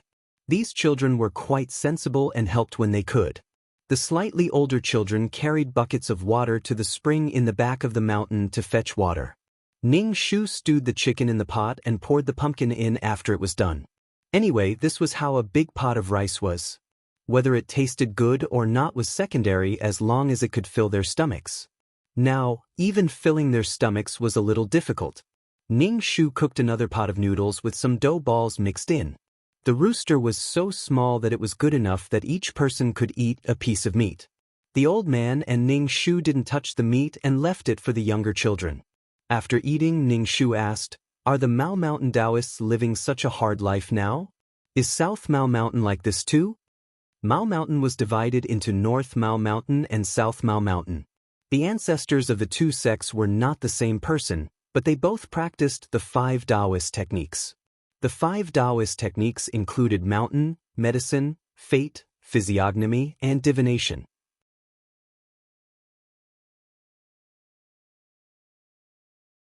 Chapter 734. The 5 arts of Taoism had thousands of techniques. For example, acupuncture, medicinal powder, and pills to treat diseases, all of which had the shadow of Taoism's mysterious techniques. Looking at the feng shui of the yin and yang residents, fortune-telling, and predicting good or bad luck, it was not easy to master one. Ning Shu could not figure out why the old man was so miserable. He was also a person with real ability. In fact, the richer a person was, the more they believed in these things. Things like fate and destiny were hard to predict. A person's physiological magnetic field was changing at any time. The old man stroked his beard and said proudly, Your master was your age and had already gone out to make a living. His clients were all high-ranking officials and rich people. At that time, he made a lot of money. Alas, when he was young. Alas, your master was also a man. You know. Ning Shu was speechless. What do you know? He probably spent all his money on women. You're a Taoist. How can you face the ancestors of the 3 pure ones? How can you face the internal fist technique that you practice? Would it kill you to be a virgin? You're simply shameless and unrestrained. It would be better if the internal fist technique was practiced by a virgin. Besides, there was enough yang qi. A virgin's urine had a great restraining effect on ghosts. When a virgin's urine was needed, one could get it by unbuttoning one's pants. Ning Shu complained about the old man in his heart. People in this line of work are all divulging the secrets of heaven and offending the 5 evil spirits. Most of them are alone. Sometimes they have to do some outrageous things. The old man stroked his beard. Later, because I offended someone, I thought that I'm not young anymore and have to pass on the Maoshan technique. The old man looked at Ning Shu. When I found you, you were still a little girl with a runny nose. See, when you're young, you'll have to suffer when you're old. The old man coughed and said, the array you used before was not bad. By accident, you could gather the yang qi of heaven and earth. Record it and pass it on when the time comes. I got it, Ning Shu said. It would be easier to deal with ghosts if he wanted to keep all the arrays he had learned. If you delay the training, I'll be worried about you. The old man said, learn from me for a while more. Your technique of drawing charms is much more rusty than before. She and Tao Qin were not the same person. How could she be skilled in drawing talismans? It was already good enough that she was able to draw it on her first try. Ning Shu wrote down the yang congregating array that he had previously used in the book. Then he flipped through various Taoist books. All kinds of knowledge were recorded in Ning Shu's mind. Fortunately, he had added so many attribute points to wisdom. Although he couldn't achieve eidetic memory, he could still remember something after looking at it twice. Ning Shu was reading when a hand suddenly patted her shoulder. She turned around and saw a boy who was taller than her and had fluffy lips. He was still in puberty. The boy's name was Tao Xing. Tao Qin was the oldest, and he was the second oldest. Usually, Tao Qin would go out with the old man to earn money, and Tao Xing would take care of the matters in the Taoist temple. He was the king of children. Senior sister, what are you looking at? Tao Xing's voice was not pleasant to hear, but he deliberately lowered his voice, which made it even worse. Although her looks were not bad, her voice was unbearable. I'm reading, Ning Shu said. Tao Xing sat next to Ning Shu and asked, what happened to master and senior sister this time? Ning Shu said, a locust tree that can suck human blood. Tao Xing said, oh. Ning Shu said, senior sister, I want to go with you and master next time. Tell master about this. Bear with it for a while. I'm going to experience it soon. At that time, you and master will go out to do business. Ning Shu knew that Tao Xing also wanted to exorcise evil spirits and catch ghosts. Tao Xing picked up a book and flipped through it quickly. He didn't even read it. Less than 2 days later, the old man who had turned the locust tree into a spirit in the yard came again. He found Tao Cheng and said that he had dug up something at the foot of the yard wall. It was a rotten coffin. The old man was suddenly in high spirits. He put on his Taoist robe, picked up the peachwood sword and compass, and called Ning Shu to prepare for a big deal. Tao Xing said to the old man, Master, take us with you. We can take a look. Ning Shu said, take them with you. I'll take care of them. Besides, Tao Xing is not young anymore. He can help out. The old man glanced at the group of uneven turnips and said to Ning Shu, take good care of them. Don't bump into anything. The group of people immediately cheered and followed behind the old man. The old man suddenly felt that these children had ruined his sage-like charm and professionalism. When they arrived at the old man's house, the locust tree had been dug up. The soil of the whole yard had been dug up again. The rotten coffin was exposed under the yard wall. Only a corner of the coffin was exposed. Obviously, the old man didn't dare to dig anymore. The old man asked someone to prepare a table. On the table, there was an incense burner, a peachwood sword, a compass, glutinous rice, chicken blood, and talisman paper.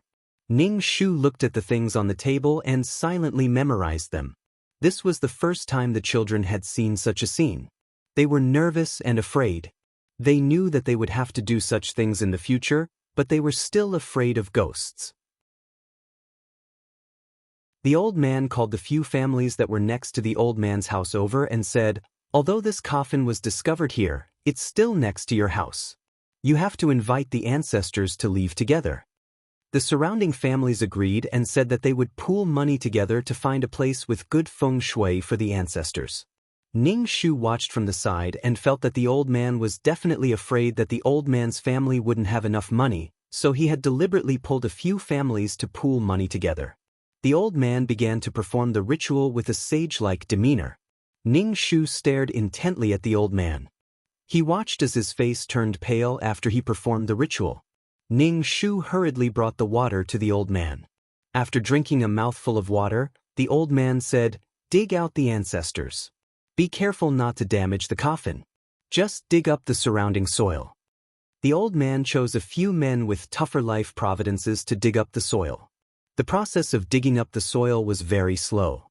The main reason was that the coffin was too decayed. It felt like it would shatter with a single touch. The bones in the coffin were probably the same. It wasn't easy for a coffin to be dug out, but another coffin was dug out. When the old man saw another coffin appear, his expression turned ugly. However, he still said, "Continue digging." However, more and more coffins were dug out. Up to now, there were already 5. Furthermore, some of the coffins even had skeletons under them. The deeper they dug, the more skeletons there were. There were also bows, rusty sabers, and helmets scattered around. Now, even the courtyard walls had been pushed down, but there were more and more skeletons. The old man pinched his fingers as they trembled. He hurriedly stopped them from continuing digging. "Stop digging. This might be a burial of 10,000 people." The old man hurriedly performed the ritual. His expression was extremely ugly. Ning Shu frowned as well. A burial of 10,000 people meant that many people were buried together. It would distort the magnetic field in this place, forming an exceptionally terrifying scene.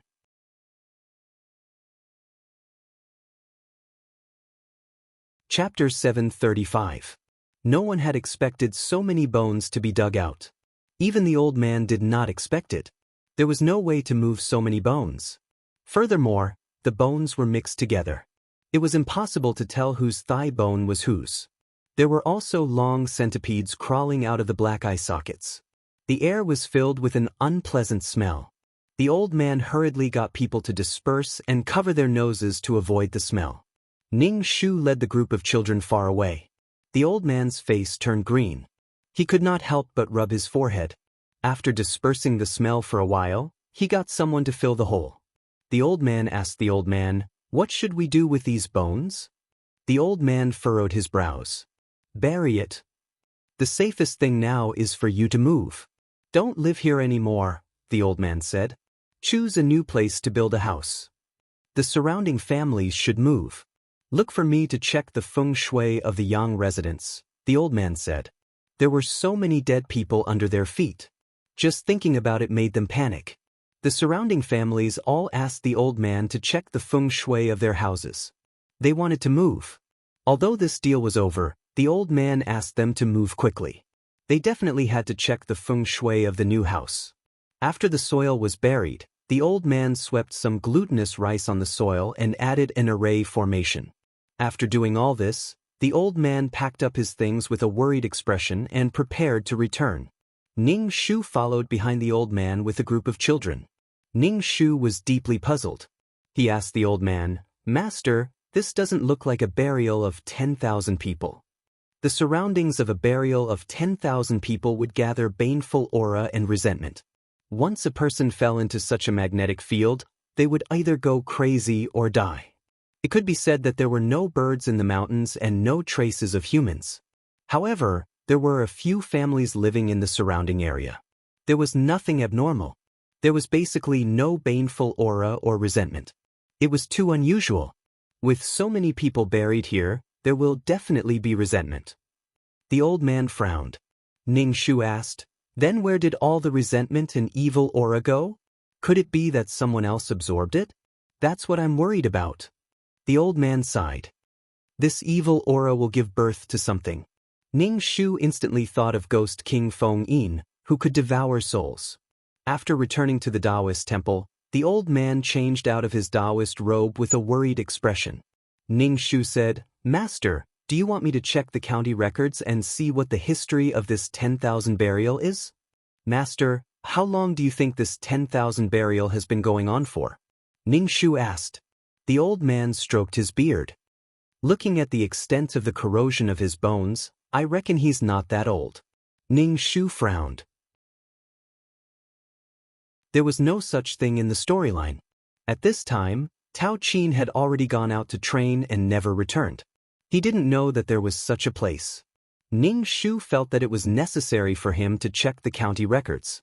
In this pit, there were not only human bones, but also fragments of armor, swords, spears, and arrows. It was very likely that an ancient army was buried here. 1,000 years ago, Feng Yin had killed many people in anger to avenge the female lead. After that, he committed suicide for love.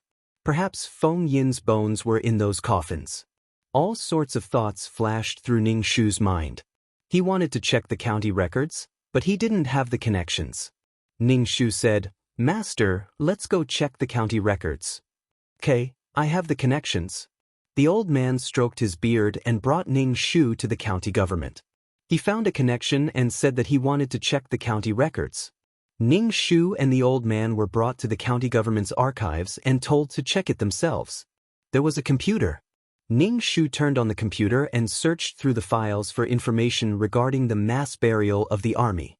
It was to see if an army had passed through here 1,000 years ago.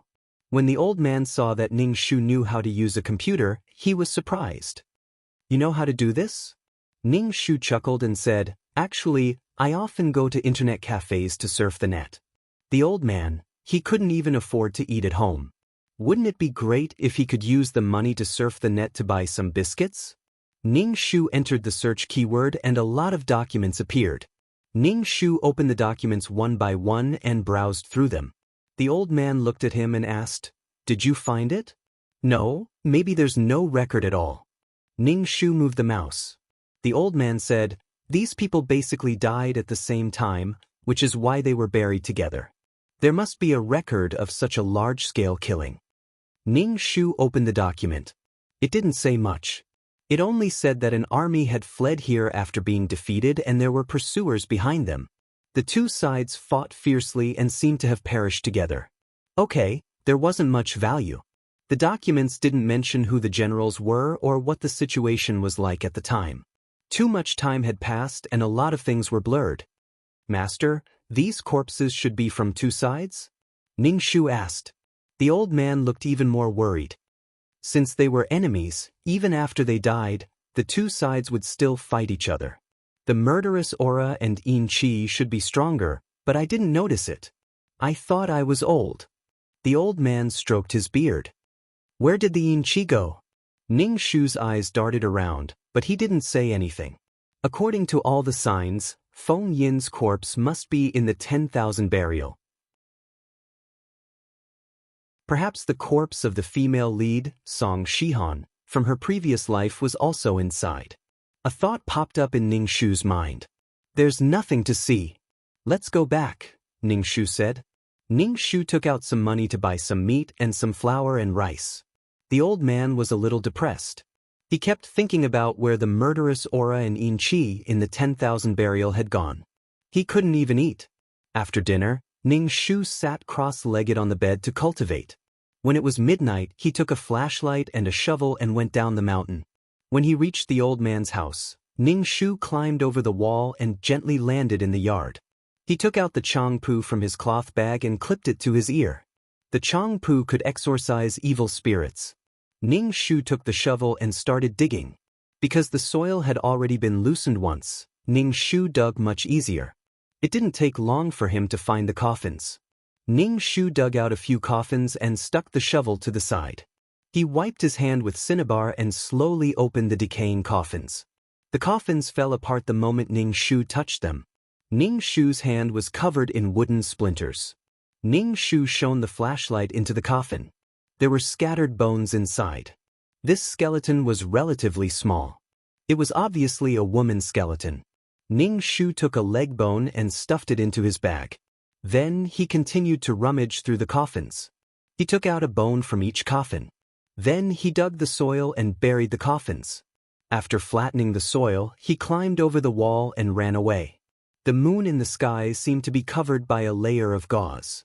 Staring at the moon for too long gave one a gloomy feeling. There were birds chirping around. Ning Shu walked on the path in the fields back to the Taoist temple.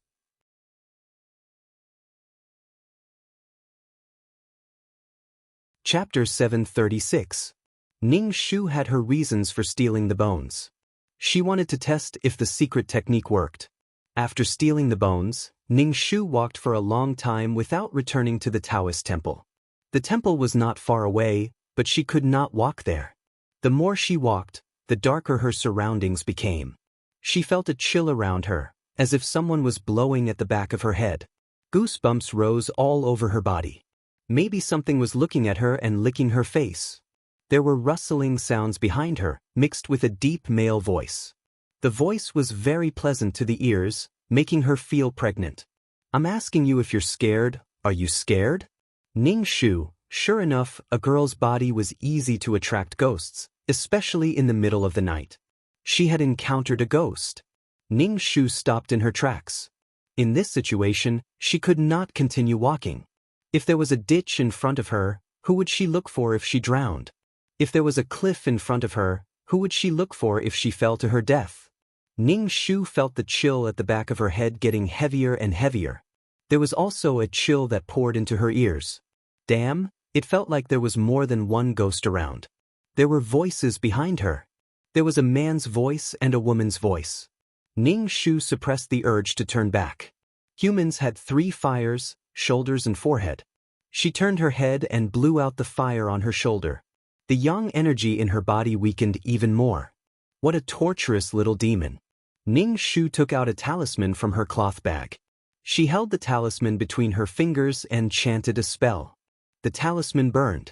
The cold and gloomy aura soon dissipated, and the rustling sound disappeared.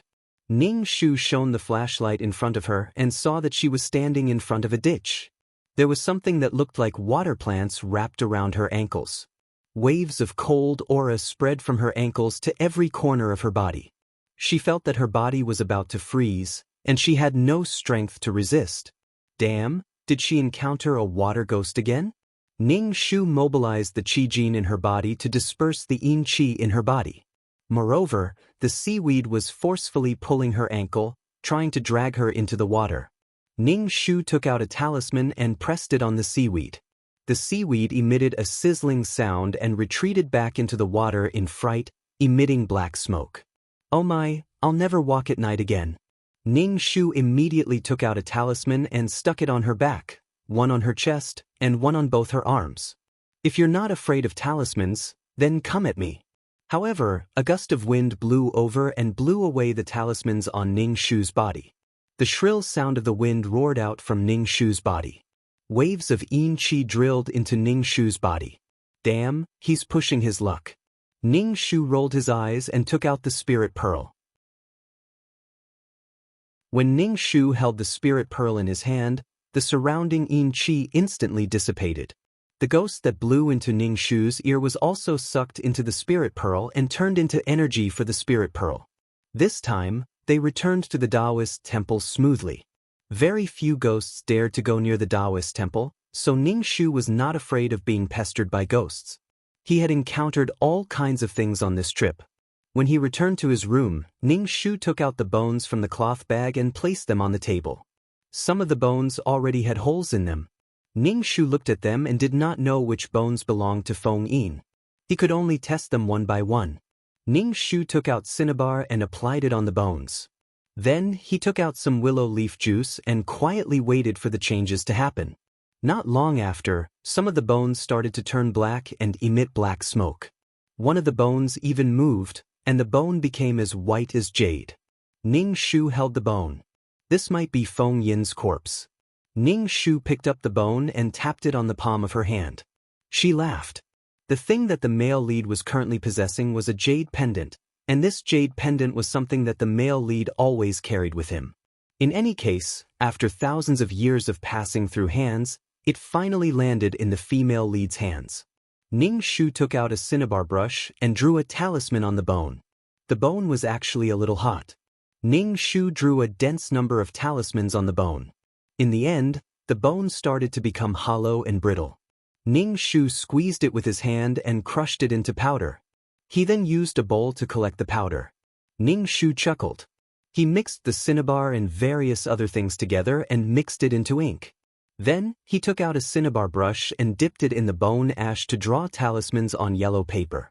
using a child's spear to attack a child's shield. He would use this talisman to deal with Feng Yin.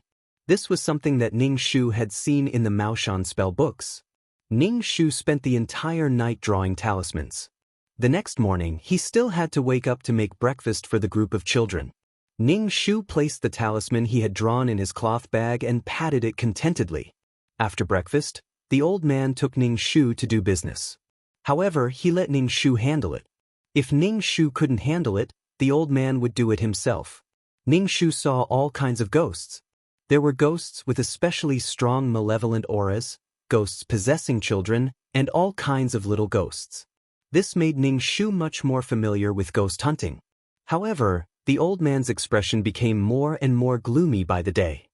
His brows were tightly furrowed. He had something on his mind. Ning Shu asked, "Master, are you still worried about the 10,000 burial?" The old man stroked his beard. "I've always had a bad feeling. In our line of work, it's instinctive to sense good and bad.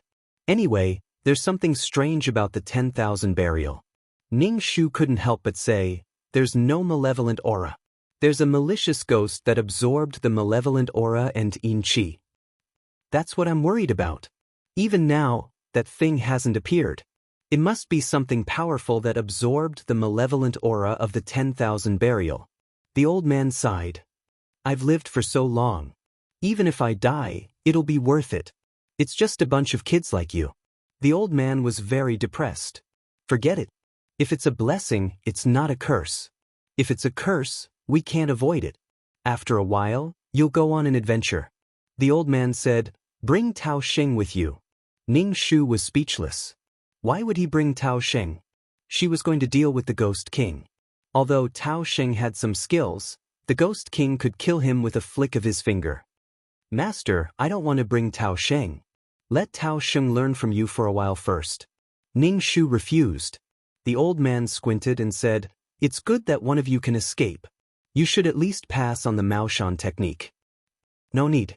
I feel that it won't be safe if I go out. What if I don't take junior brother into consideration and something happens?" Ning Shu said, "Didn't the divination say that it would be dangerous for me to go on an adventure?" "Master, I also gave myself a rough divination. It's very bad." Ning Shu said, "It'll be more dangerous for junior brother to follow me." "Alright, as long as you're happy." The old man squinted. "There's a business deal that you should take a look at. It's an acquaintance of mine. His son has been possessed by a ghost. Now, strange things are happening in the company. The company's employees are also in trouble. They've been begging me to take a look." The old man Ning Shu said, "When the time comes, extort more money. I haven't eaten meat in a long time." Ning Shu said, "Didn't you just eat yesterday?" "Did I?" The old man looked at the sky gloomily. He looked like an immortal who bemoaned the state of the universe and pitied the fate of mankind. Ning Shu turned and left to pack his luggage. You're tuning in to the Passion Pages YouTube channel. We're so grateful for your support, and don't forget to subscribe to join us on this incredible journey through captivating stories. Your generosity through donations truly makes a world of difference, as it's the primary source of revenue that allows me to expand and enhance this channel for you. Thank you from the bottom of my heart for being a part of this adventure.